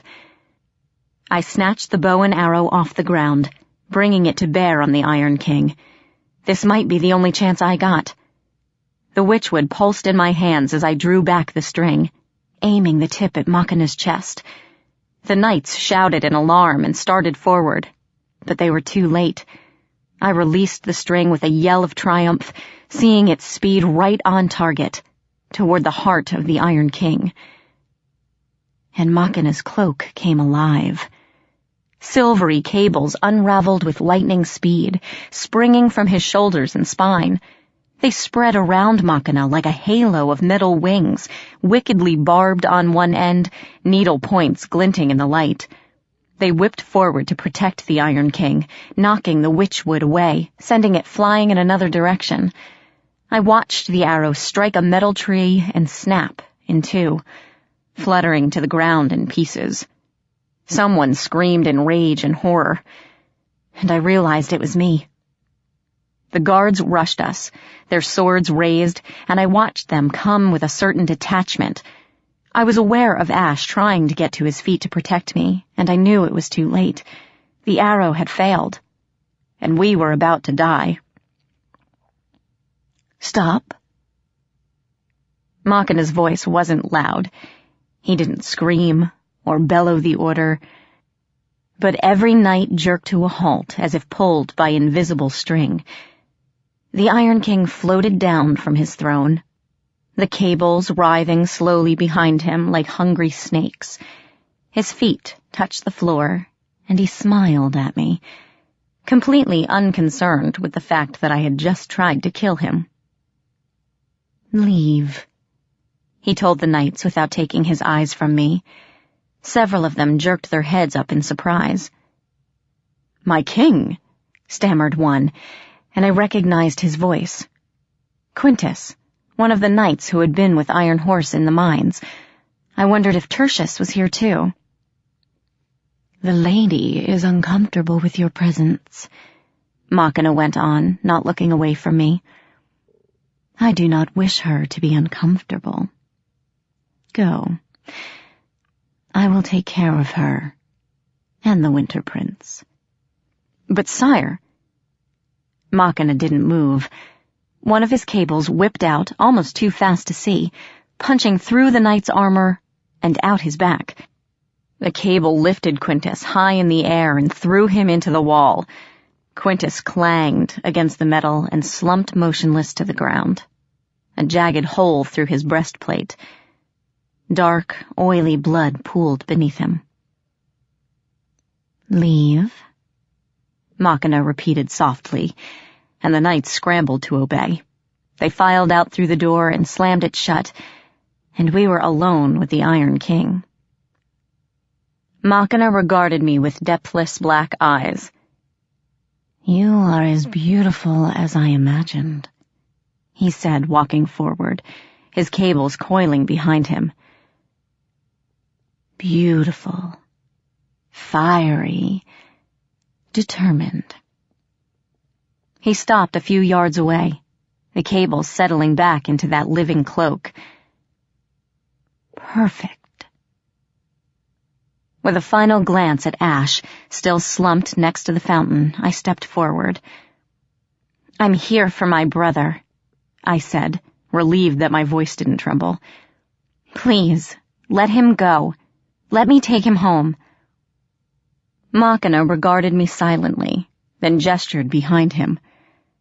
A loud clanking began, and something rose out of the ground beside his throne, as if it was borne on an elevator. A large wrought iron bird cage came into view. Inside— "Ethan!" I started forward, but Machina's cables whipped out, blocking my path. Ethan gripped the bars of the cage, peering out with frightened blue eyes. His voice rang shrilly over the courtyard. "Maggie?" Behind me, Ash growled a curse and tried to stand. I turned on Machina furiously. "Let him go. He's only a little kid. What do you want with him anyway?" "My dear, you misunderstand me." Machina's cables waved threateningly, moving me back. "I did not take your brother because I wanted him. I did it because I knew it would bring you here. Why? I demanded, whirling on him. Why kidnap Ethan? Why not just take me instead? Why drag him into all this? Machina smiled. You are well protected, Megan Chase. Robin Goodfellow is a formidable bodyguard, and I could not risk taking you without drawing attention to myself and my realm. Fortunately, your brother had no such protection. Better to draw you here, of your own volition, than risk the wrath of Oberon in the Sealy court. Besides... Machina's eyes narrowed to black slits, though he still smiled at me. I needed to test you, make certain you were truly the one. If you could not reach my tower on your own, you were not worthy. Worthy of what? Suddenly I was very tired and desperate to save my brother, take him away from this madness before it consumed him. I couldn't win. Machina had us at checkmate, but I would get Ethan home, at least. What do you want, Machina? I asked wearily, feeling the Iron King step closer. Whatever it is, just let me take Ethan back to our world. You said you wanted me? Here I am. But let me take my brother home. Of course, Machina soothed. But first, let us make a deal. I froze, everything going still inside me. A deal with the Iron King in exchange for my brother's life. I wondered what he would ask for. Somehow I knew it would cost me either way. Megan, don't, Ash growled, pulling himself up by the fountain, ignoring the burns to his hands. Machina ignored him. What kind of deal? I asked softly. The Iron King stepped closer. His cables caressed my face and arms, making me shiver. I've watched you for 16 years, he murmured, waiting for the day you would finally open your eyes and see us, waiting for the day you would come to me. Your father would have blinded you to this world forever. He's afraid of your power, afraid of your potential. A half-fae who is immune to iron, yet has the blood of the Summer King in her veins. So much potential. His gaze lingered on Ash, finally on his feet, and dismissed him just as quickly. Mab realized your power, which is why she wants you so much. Which is why she sent her best to capture you. But even she cannot offer what I can. Machina closed the last few steps between us and took my hand. His touch was cool, and I felt power humming through him like currents of electricity. I want you to be my queen, Megan Chase. I offer you my kingdom, my subjects, myself. I want you to rule at my side. The old bloods are obsolete. Their time is done. It is time for a new order to rise up, stronger and better than the ancient ones. Only say yes, and you will live forever. Queen of the Fae. Your brother can go home.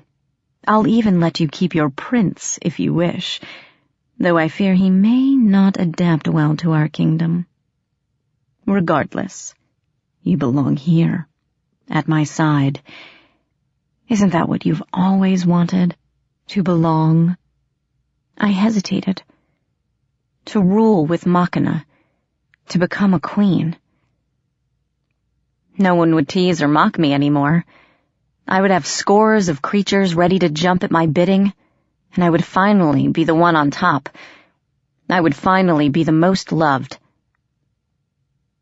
But then I saw the trees, twisted and metallic, and remembered the terrible, barren wasteland in the wildwood.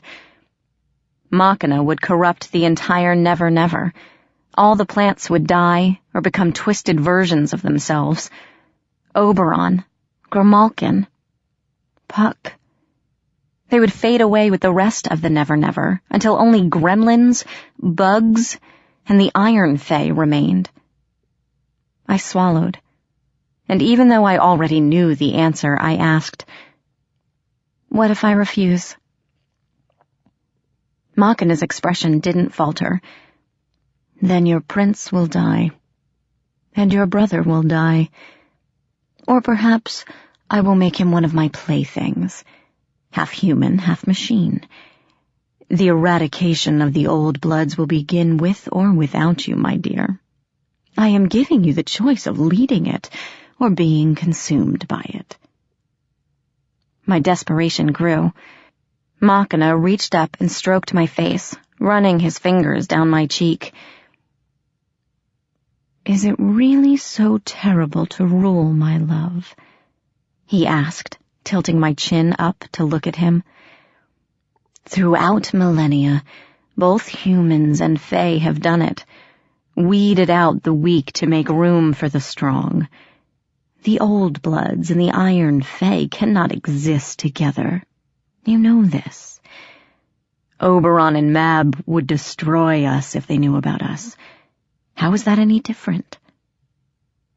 He brushed a kiss over my lips, feather light and vibrating with energy. "Come. One word. That is all you have to say.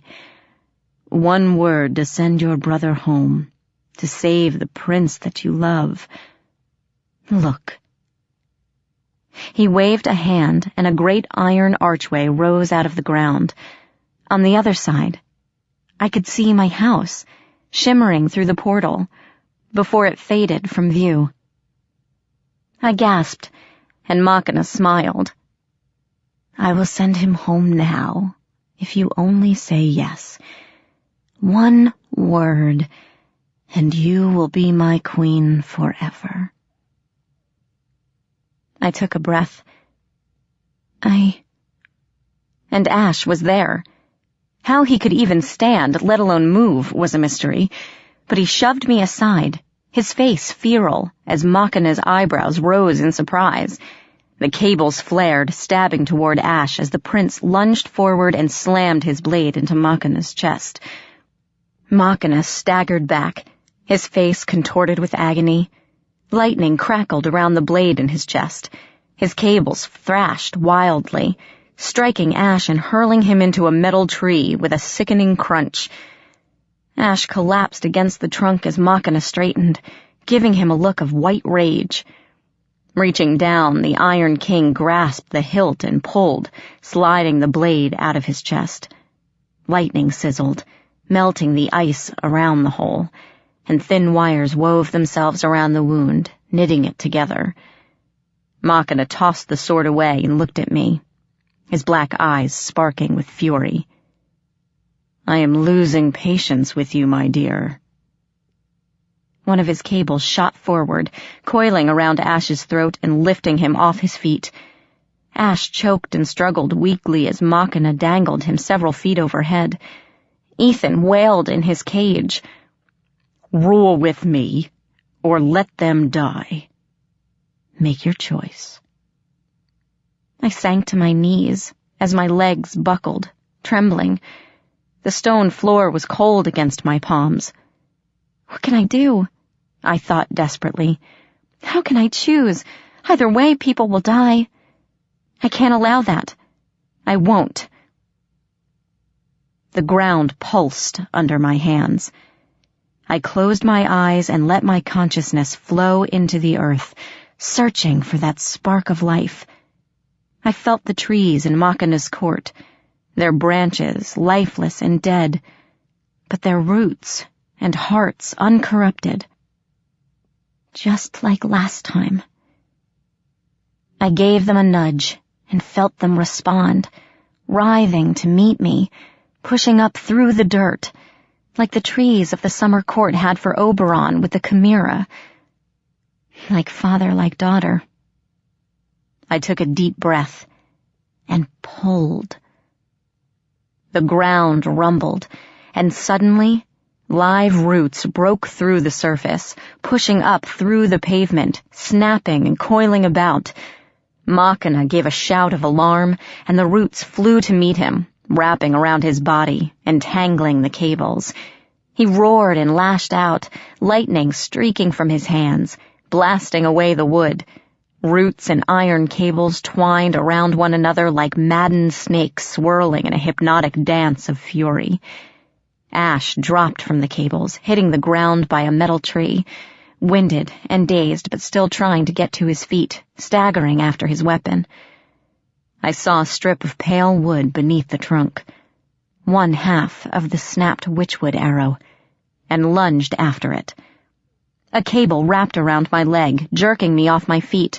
I twisted around to see Machina glaring at me, his arm outstretched as he fought the web of roots. The cable tightened around my leg and dragged me toward him. I screamed and clawed at the ground, tearing my nails and bloodying my fingers, but I couldn't stop. The furious face of the Iron King loomed closer. Ash's blade slashed down once more, cutting into the cable, severing it. More cables whipped toward him, but the Winter Prince stood his ground, sword flashing as iron tentacles writhed around us. "Go!"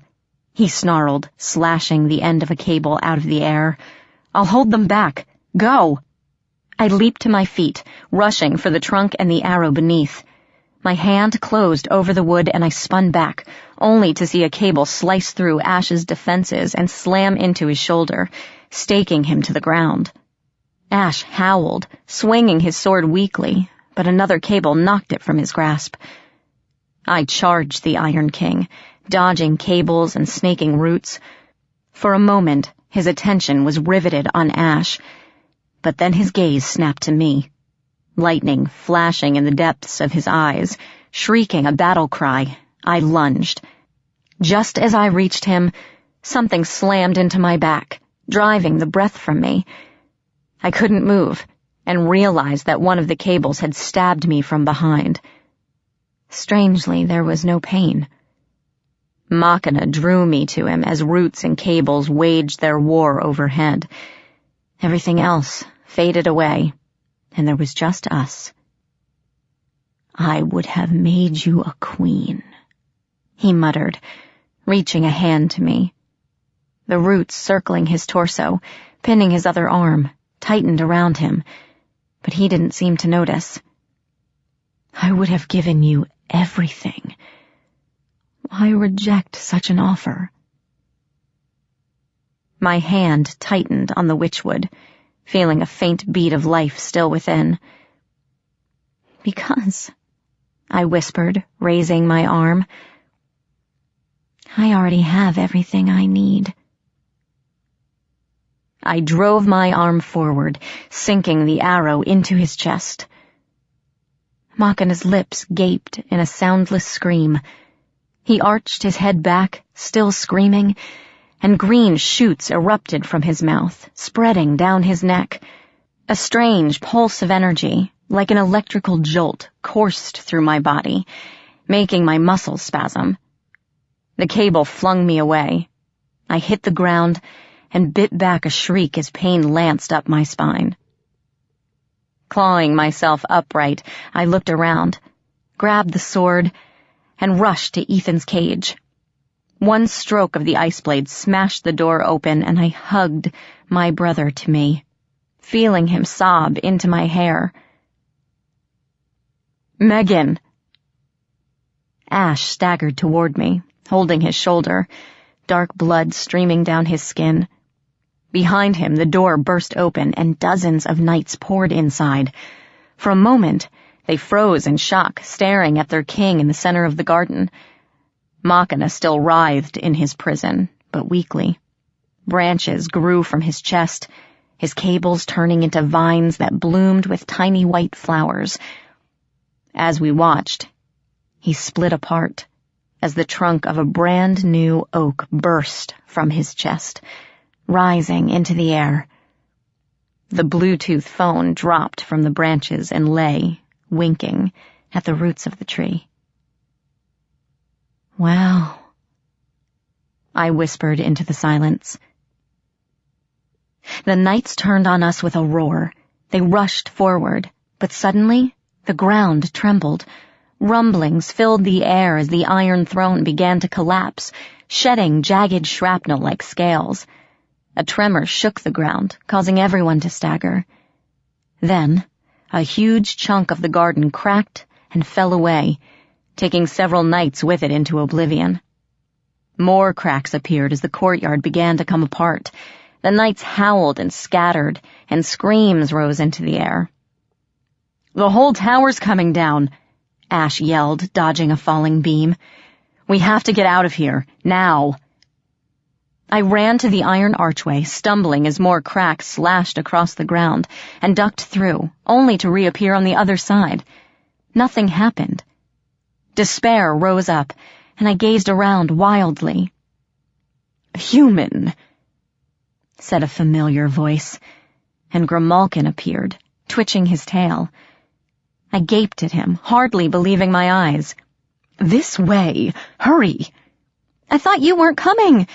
I gasped, following him across the garden to where two metal trees grew together, the trunks forming an archway between them. Grimalkin looked back at me and snorted. "Trust you to take the hardest route possible," he said, lashing his tail. "If you had only listened to me, I would have shown you an easier way. Now hurry. This air is making me sick."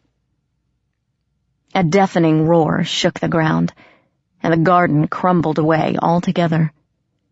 Clutching Ethan tightly, I dived between the trunks, Ash right on my heels. I felt the tingle of magic as we passed through the barrier, and realized I was falling before everything went completely black. Chapter 25. Homecoming. I awoke slowly, a hard tile floor cold against my cheek. Wincing, I sat up, testing my body for any lingering pain. I was vaguely aware that there should be some. I remembered Machina stabbing me through the back with his iron cables, felt the blaze of agony as he ripped them from my flesh. But there was no pain. In fact, I felt better than I had in a long time, my senses buzzing with energy as I gazed around. I lay in a long, dim room filled with desks and computers. The school computer lab. With a jerk, I sat up and looked around for my brother, wondering for one heart-stopping instant if everything had been a horrible dream. A moment later, I relaxed. Ethan lay under a nearby desk, his face peaceful, his breath slow and deep. I brushed a stray curl from his forehead and smiled, then got to my feet. Ash was nowhere to be seen, but Grimalkin lay on a desk beneath a dingy window, purring in the sunlight coming through the glass. Careful not to disturb Ethan, I rose and joined him. "There you are," the cat yawned, cracking open one golden eye to stare at me. "I was beginning to think you would sleep forever. You snore, you know." I ignored that comment, hopping up on the desk beside him. "Where's Ash?" "Gone." Grimalkin sat up and stretched, wrapping his tail around himself. "He took off earlier, before you woke up. He said he had some things to take care of. Told me to tell you not to wait for him." Oh. I let that sink in, not knowing what to feel. I could have been upset, angry, resentful that he left so suddenly, but all I felt was tired, and a little sad. "He was hurt pretty bad, Grim. Will he be all right?" Grimalkin yawned, obviously unconcerned. I wasn't reassured, but Ash was strong enough to make it all the way to the heart of the Iron Kingdom and back. A lesser fairy would have died. He almost did die. Had he been drawing glamour from me in that desolate place? Or was it something else that enabled him to survive? I wondered if I'd ever get the chance to ask him. After a moment, I turned to gaze around the room, marveling that the trod to the Iron Kingdom had been so close. Did one of the computers hide the path to Machina's realm? Had we come flying out of a monitor, or had we just blipped into existence like the gremlins. So, I turned back to the cat. You found us the path home. Congratulations. What do I owe you for this one? Another favor or life debt? My firstborn child? No. Grimalkin's eyes slitted in amusement. We will let this one go. This once.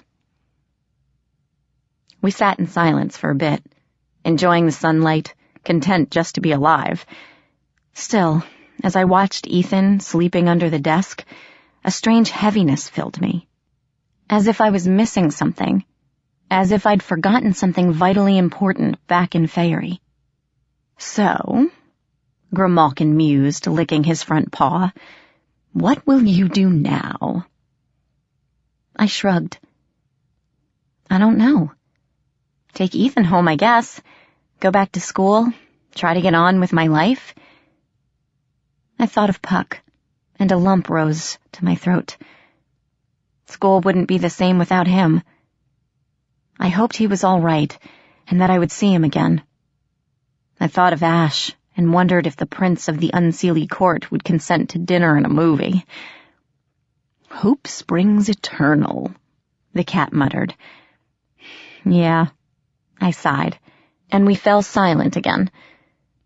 What I've been wondering, Grimalkin went on, is how Machina kidnapped your brother in the first place. He used a changeling, yes, but that wasn't an iron fairy. How did he make the switch, if it was not one of his own? I thought about it and frowned. Somebody must have helped him, I guessed. Grimalkin nodded. I would imagine so, which means Machina had normal fae working for him as well, and now that he is gone, they will be none too happy with you. I shivered, feeling hope for a normal life slipping rapidly away. I imagined knives on the floor, my hair tied to the bedpost, missing items, and irate fairies lurking in my closet or under my bed, ready to pounce. I'd never be able to sleep again. That much was certain. I wondered how I would protect my family. A groan came from the sleeping form in the corner. Ethan was waking up. Go on, then. Grimalkin purred as I rose. Take him home. I wanted to say thank you, but there was no way I was putting myself even more in the cat's debt. Instead, I went to gather Ethan, and we started across the room, weaving around desks and dark, silent computers. At the door, which was thankfully unlocked, I looked back to the window and the shaft of sunlight, but Grimalkin was no longer there. The school halls were empty and dark. Puzzled, I made my way down the dingy corridors, clutching Ethan's hand and wondering where everyone was. Perhaps it was the weekend, but that didn't explain the dusty floors and lockers, the feeling of complete emptiness as we passed one locked classroom after another. Even on Saturdays, there would be at least one extracurricular class going on. It felt like the school had been empty for weeks. The front doors were closed and locked, so I had to open a window. After hoisting Ethan up, I wiggled out after him, dropping to the pavement and gazing around. No cars stood in the parking lot, even though it was the middle of the day. The place looked completely deserted. Ethan gazed around in silence, round blue eyes taking everything in. There was a wariness to him that seemed terribly out of place, like he was older now, but his body remained the same. It worried me, and I gently squeezed his hand. We'll be home soon, okay? I whispered as we started across the parking lot. Just one short bus ride and you can see Mom again. And Luke, are you excited? He regarded me solemnly and nodded once. He didn't smile. We left the school campus, following the sidewalk until we reached the nearest bus stop. Around us, cars sped by, weaving in and out of late afternoon traffic, and people milled around us. Some older ladies smiled and waved to Ethan, but he paid them no attention. My concern for him knotted my stomach. I tried cheering him up, asking questions, telling him little stories about my adventures, but he just stared at me with those mournful blue eyes and didn't say a word. So we stood on the corner, waiting for the bus to come, watching the people surge around us. I saw faeries slipping through the crowds, entering little shops lining the street, following humans like stalking wolves. A fae boy with leathery black wings grinned and waved to Ethan from an alley across the street. Ethan shivered, and his fingers tightened on me. "Megan?" I turned at the sound of my name. A girl had come out of the coffee shop behind us and was staring at me in amazement and disbelief. I frowned, shifting uncomfortably. She looked familiar, with her long dark hair and cheerleader thin waist, but I couldn't remember where I knew her from. Was she a classmate? If so, I think I would have recognized her. She would have been very pretty if it wasn't for the huge, distorted nose marring her otherwise perfect face. And then it hit me. "Angie?" I whispered, feeling the shock punch me in the stomach. I remembered then, the cheerleaders' mocking laughter, Puck muttering something under his breath, Angie's horrified screams. Her nose was flat and shiny with 2 large nostrils that looked very much like a pig's. Was this fairy vengeance? An awful sense of guilt gnawed at my insides, and I tore my gaze from her face. "What do you want?" "Oh my God, it is you!" Angie gaped at me, nostrils flaring. I saw Ethan staring unabashed at her nose. "Everyone thought you were dead. There have been police and detectives looking for you. They said you ran away. Where have you been?" I blinked at her. This was new. Angie had never spoken to me before, except to mock me in front of her friends. How long have I been gone?" I stammered, not knowing what else to say. "More than 3 months now," she replied, and I stared at her. 3 months? My trek to the Never Never hadn't taken that long, had it? A week or 2 at most. But I remembered how my watch stopped while in the Wildwood, and a sick feeling rose to my stomach. Time flowed differently in Faerie. No wonder the school was locked and empty. It was summer vacation by now. I really had been gone 3 months. Angie was still staring at me curiously, and I floundered for a reply that wouldn't sound insane. Before I could think of anything, a trio of blondes heading for the coffee shop stopped and gaped at us. "Oh my God!" one of them screeched. "It's the swamp slut! She's back!" Shrill laughter rang out, echoing over the sidewalk, causing several people to stop and stare.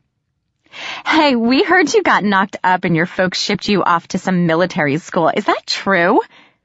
"Oh my God," one of her friends yelled, pointing to Ethan. "Look at that! She's already had her kid!" They collapsed into hysterical giggles, shooting me subtle looks to see my reaction. I gazed at them calmly and smiled. Sorry to disappoint you, I thought, seeing their brows knit with confusion. But after facing homicidal goblins, redcaps, gremlins, knights, and evil fairies, you just aren't that scary anymore. But then, to my surprise, Angie scowled and took a step forward. "Knock it off," she snapped, as I recognized the blonde trio from her old cheerleading squad. She just got back to town. Give her a break already. They shot her evil glares. "I'm sorry, Pigface. Were you talking to us?"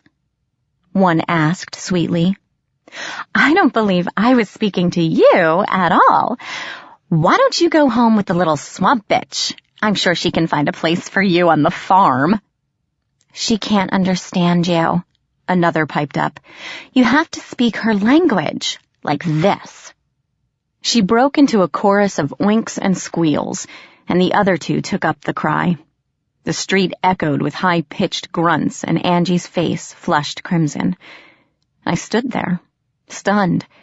It was so weird seeing the most popular girl in school standing in my shoes. I should have been happy. The perfect cheerleader was finally getting a taste of her own medicine. But my instincts also said this treatment wasn't new. It started the day Puck had pulled his cruel joke, and all I felt was empathy. If he were here, I would twist his arm until he changed her back. If he were here. I quickly pushed those thoughts away. If I kept thinking about him, I would start to cry, and that was the last thing I wanted to do in front of the cheerleaders. For a second, I thought Angie herself would burst into tears and flee. But, after a moment, she took a deep breath and turned to me, rolling her eyes.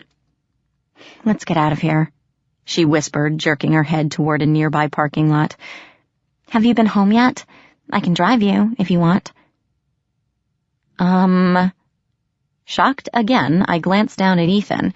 He gazed up at me, his face wan and tired. Despite my hesitation, I wanted to get him home as soon as possible. Though I still had my doubts, Angie certainly seemed different now. Briefly, I wondered if it was great adversity that made a person stronger. "Sure." She asked a lot of questions on the drive home. Where I had been, what made me leave. Was it really a pregnancy that drove me off? I answered as vaguely as I could, leaving out the parts with the homicidal fairies, of course.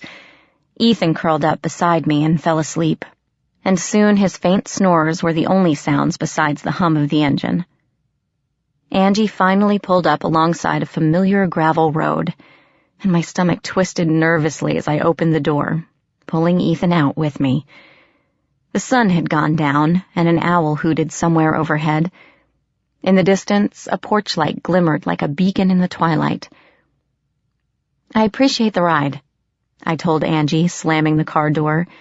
She nodded, and I made myself say those two little words. "Thank you." Guilt stabbed me again as I looked at her face. "I'm sorry about... you know." She shrugged. "Don't worry about it. I'm going to a plastic surgeon in a couple weeks. He should take care of it." She went to put the car in gear, but stopped, turning back to me.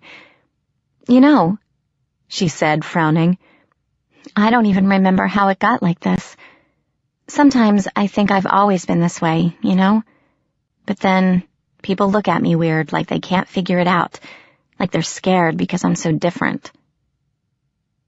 She blinked at me, shadows under her eyes. Her nose seemed to leap off her face. "But you know what that's like, don't you?"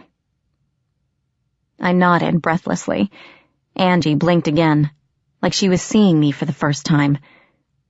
"Well, then..." Slightly embarrassed, she waved to Ethan and gave me a brisk nod. "See you around." "Bye." I watched her pull away, her tail lights growing smaller and smaller, until they rounded a corner and disappeared. The night suddenly seemed dark and still. Ethan took my hand, and I looked down at him in concern. He still wasn't talking. My brother had always been a quiet kid, but this complete, brooding silence was disturbing. I hoped he wasn't too traumatized by his ordeal. "Home, kiddo," I sighed, looking up the long, long driveway. "Think you can make it?" "Maggie?" Relieved, I looked down at him. "Yeah?" "Are you one of them now?" I sucked in a breath, feeling as if he had punched me. "What?" "You look different." Ethan fingered his ear, gazing up at mine. "Like the Bad King. Like one of them." He sniffled. "Are you going to live with them now?" "Of course not. I don't belong with them." I squeezed his hand. "I'll live with you and Mom and Luke, just like always." "The dark person talked to me. He said I'd forget about them in a year or two, that I won't be able to see them anymore. Does that mean I'll forget you, too?" I knelt and looked him in the eye. "I don't know, Ethan. But you know what? It doesn't matter. Whatever happens, we're still a family, right?" He nodded solemnly, far too old for his age. Together we continued walking. The outline of our house grew larger as we approached. It looked familiar and strange all at once. I could see Luke's beat-up truck in the driveway, and Mom's floral curtains waving in the windows. My bedroom was dark and still, but a nightlight shone out of Ethan's room, flickering orange. It made my stomach churn to think what slept up there. A single light shone in the bottom window, and I picked up my pace. Mom was asleep on the couch when I opened the door. The television was on, and she held a box of tissues in her lap, one twisted up in her fingers. She stirred when I shut the door behind me, but before I could say anything, Ethan wailed, "Mommy!" and flung himself into her lap. "What?" Mom jerked awake, startled by the shaking child in her arms. "Ethan, what are you doing downstairs? Did you have a nightmare?" She glanced up at me then, and her face went pale. I tried for a smile, but my lips wouldn't work right, and the lump in my throat made it hard to speak. She rose, still holding on to Ethan, and we fell into each other. I sobbed into her neck, and she held me tightly, her own tears staining my cheek. "Megan!" At last she pulled back and looked at me, a spark of anger warring with the relief in her eyes. "Where have you been?" she demanded with a little shake. "We've had the police looking for you, detectives, the whole town. No one could find any trace of you, and I've been worried sick. Where have you been for 3 months?" "Where's Luke?" I asked, not really knowing why. Maybe I felt that he didn't need to hear this, that this was between me and Mom alone. I wondered if Luke had even noticed that I was gone. Mom frowned as if she knew what I was thinking. "He's upstairs, asleep," she replied, pulling back. "I should wake him, tell him you've come home. Every night for the past 3 months, he's taken his truck down the back roads, looking for you. Sometimes he doesn't come home until morning." Stunned, I blinked back tears. Mom gave me a stern look, the one I got right before I was grounded. "You wait right here until I get him, and then, young lady, you can tell us where you've been while we've been going crazy. Ethan, honey, let's put you to bed." "Wait," I said as she turned away, Ethan still clinging to her robe. "I'll come with you. Ethan, too. I think everyone should hear this." She hesitated, looking down at Ethan, but finally nodded. We turned to leave together when a noise on the stairs froze us in our tracks. The changeling stood there, his eyes narrowed, his lips peeled back in a snarl. He wore Ethan's bunny pajamas, and his small fists were clenched in rage. The real Ethan whimpered and pressed into Mom's side, hiding his face. Mom gasped, her hand going to her mouth as the changeling hissed at me. "Damn you!" it shrieked, stamping a foot into the ground. "Stupid, stupid girl! Why do you have to bring him back? I hate you, I hate you, Smoke erupted from its feet, and the changeling wailed. Twisting in on itself, it disappeared into the smoke, shouting curses as it grew smaller and smaller and finally vanished altogether. I allowed myself a small smirk of triumph. Mom lowered her hand. When she turned to me again, I saw understanding in her eyes, and a terrible, terrible fear. "I see," she whispered, glancing at Ethan. She trembled, and her face was ashen. She knew. She knew all about them. I stared at her. Questions rose to mind, too jumbled and tangled to make out. Mom seemed different now, frail and frightened, not the mother I knew at all. "Why didn't you tell me?" I whispered. Mom sat on the couch, pulling Ethan up with her.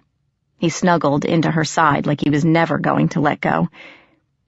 "Megan, that was years ago when I met him, your father. I barely remember it. It seemed more like a dream than anything."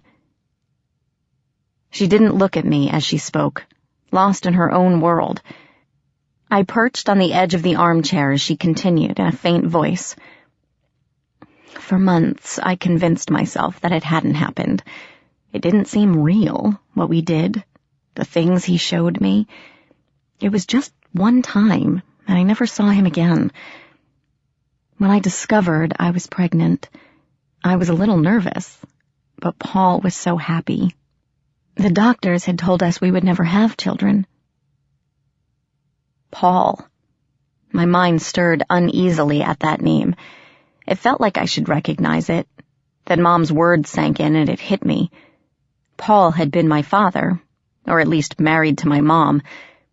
I didn't remember him, not in the slightest. I had no idea who he was, what he looked like. He must have died when I was very young.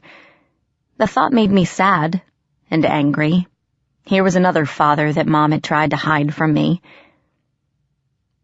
Then you were born, Mom continued, still in that distant, faraway voice. And strange things started happening. I'd often find you out of your crib, on the floor, or even outside, though you couldn't walk yet. Doors would open and close on their own, items went missing, only to show up in the oddest places. Paul thought the house was haunted, but I knew they were lurking about. I could feel them, even though I couldn't see them. It terrified me. I was afraid they were after you, and I couldn't even tell my husband what was going on. We decided to move, and for a while things were normal. You grew into an ordinary, happy child, and I thought everything was behind us. Then, Mom's voice trembled, and tears filled her eyes. Then there was that incident in the park, and I knew they had found us again. Afterward, after everything had died down, we came here, and I met Luke. You know the rest. I frowned. I remembered the park, with its tall trees and little green pond, but I couldn't recall what incident Mom was talking about. Before I could ask, Mom leaned forward and gripped my hand. I wanted to tell you for so long, she whispered, her eyes wide and teary. But I was afraid. Not that you wouldn't believe me, but that you would. I wanted you to have a normal life, not to live in fear of them, to wake up every morning dreading that they had found you. Didn't really work, did it? My voice came out hoarse and raspy. Anger simmered, and I glared at her. Not only did they come for me, but Ethan got pulled in as well. What are we going to do now, Mom? Run away just like the last 2 times? You saw how well that worked. She leaned back, hugging Ethan protectively. I don't know, she stammered, wiping her eyes, and I immediately felt guilty. Mom had gone through the same things I had. We'll think of something. Right now, I'm just glad you're safe. Both of you. She gave me a tentative smile, and I returned it, though I knew this wasn't over. We couldn't stick our heads in the sand and pretend the Fae weren't out there. Machina might be gone, but the Iron Kingdom would continue to grow, poisoning the Never-Never little by little. There was no way to stop progress or technology. Somehow I knew we couldn't escape them. Running away just didn't work. They were too stubborn and persistent. They could hold a grudge forever. Sooner or later we would have to face the Fae once more. Of course, sooner came more quickly than I expected. Ethan, Mom said after a while, once the adrenaline had worn off and the house was still, why don't you run upstairs and wake Daddy? He'll want to know that Megan is home. Then you can sleep between us if you want. Ethan nodded, but at that moment, the front door creaked open, and a cold breeze shivered across the room. The moonlight beyond the door shimmered, consolidating into something solid and real. Ash stepped over the threshold. Mom didn't look up, but Ethan and I jumped as my heart began to thud loudly in my chest. Ash looked different now, the cuts and burns healed, his hair falling softly around his face. He wore simple dark pants and a white shirt, and his sword hung at his side. Still dangerous, still inhuman and deadly. Still the most beautiful thing I'd ever seen. His mercury eyes found mine, and he inclined his head. "It's time," he murmured. For a moment I stared at him, not understanding. Then it hit me all at once. Oh, God. The contract. He's here to take me to the winter court. "Megan?" Mom looked from me to the door, not seeing the winter prince silhouetted against the frame. But her face was tight. She knew something was there. "What's happening? Who's there?" "I can't go now," I raged silently. "I just got home. I want to be normal. I want to go to school and learn to drive and go to prom next year. I want to forget fairies ever existed." But I gave my word, and Ash had upheld his end of the bargain, though he almost died for it. Ash waited quietly, his eyes never leaving mine. I nodded at him and turned back to my family. "Mom?" I whispered, sitting on the couch. I have to go. I made a promise to someone that I would stay with them for a while. Please don't worry or be sad. I'll be back, I swear. But this is something I gotta do, or else they might come looking for you and Ethan again." "Megan, no." Mom gripped my hand, squeezing hard. "We can do something. There has to be a way to keep them back. We can move again, all of us. Mom." And I let my glamour fade away, revealing my true self to her. It wasn't difficult this time to manipulate the glamour surrounding me. Like the roots in Machina's domain, it came so naturally I wondered how I ever thought it hard. Mom's eyes widened, and she jerked her hand back, pulling Ethan close. "I'm one of them now," I whispered. "I can't run from this. You should know that. I have to go." Mom didn't answer. She kept staring at me with a mix of sorrow, guilt, and horror. I sighed and rose to my feet, letting the glamour settle on me again. It felt like the weight of the entire world. "Ready?" Ash murmured, and I paused, glancing up toward my room. Did I want to take anything with me? I had my clothes, my music, little personal items collected in my 16 years. No, I didn't need them. That person was gone, if she had been real in the first place. I needed to figure out who I really was before I came back. If I came back. Glancing at Mom, still frozen on the couch, I wondered if this would ever be home again. "Maggie?" Ethan slid off the couch and padded up to me. I knelt, and he hugged me around the neck with all the strength a 4-year-old could muster. "I won't forget," he whispered, and I swallowed the lump in my throat. Standing up, I ruffled his hair and turned to Ash, still waiting silently at the door. "You have everything?" he asked as I approached. I nodded. "Everything I need," I murmured back. "Let's go." He bowed, not to me, but to Mom and Ethan, and walked out. Ethan sniffled loudly and waved, trying hard not to cry, and I smiled, seeing their emotions as clearly as a beautiful painting. Blue sorrow, emerald hope, scarlet love. We were connected, all of us. Nothing, fae, god, or immortal, could sever that. I waved to Ethan, nodded forgiveness at Mom, and shut the door, following Ash into the silver moonlight.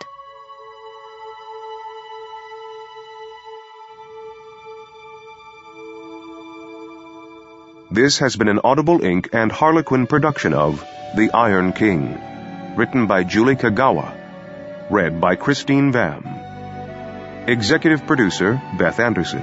Producer, Mike Charzik. Production Coordinator, Kat Lambrix. Engineered and directed by Keith Reynolds and Peter Rowan. Music by Michael Whalen. Copyright 2010 by Julie Kagawa. Production copyright 2009 by Audible Inc.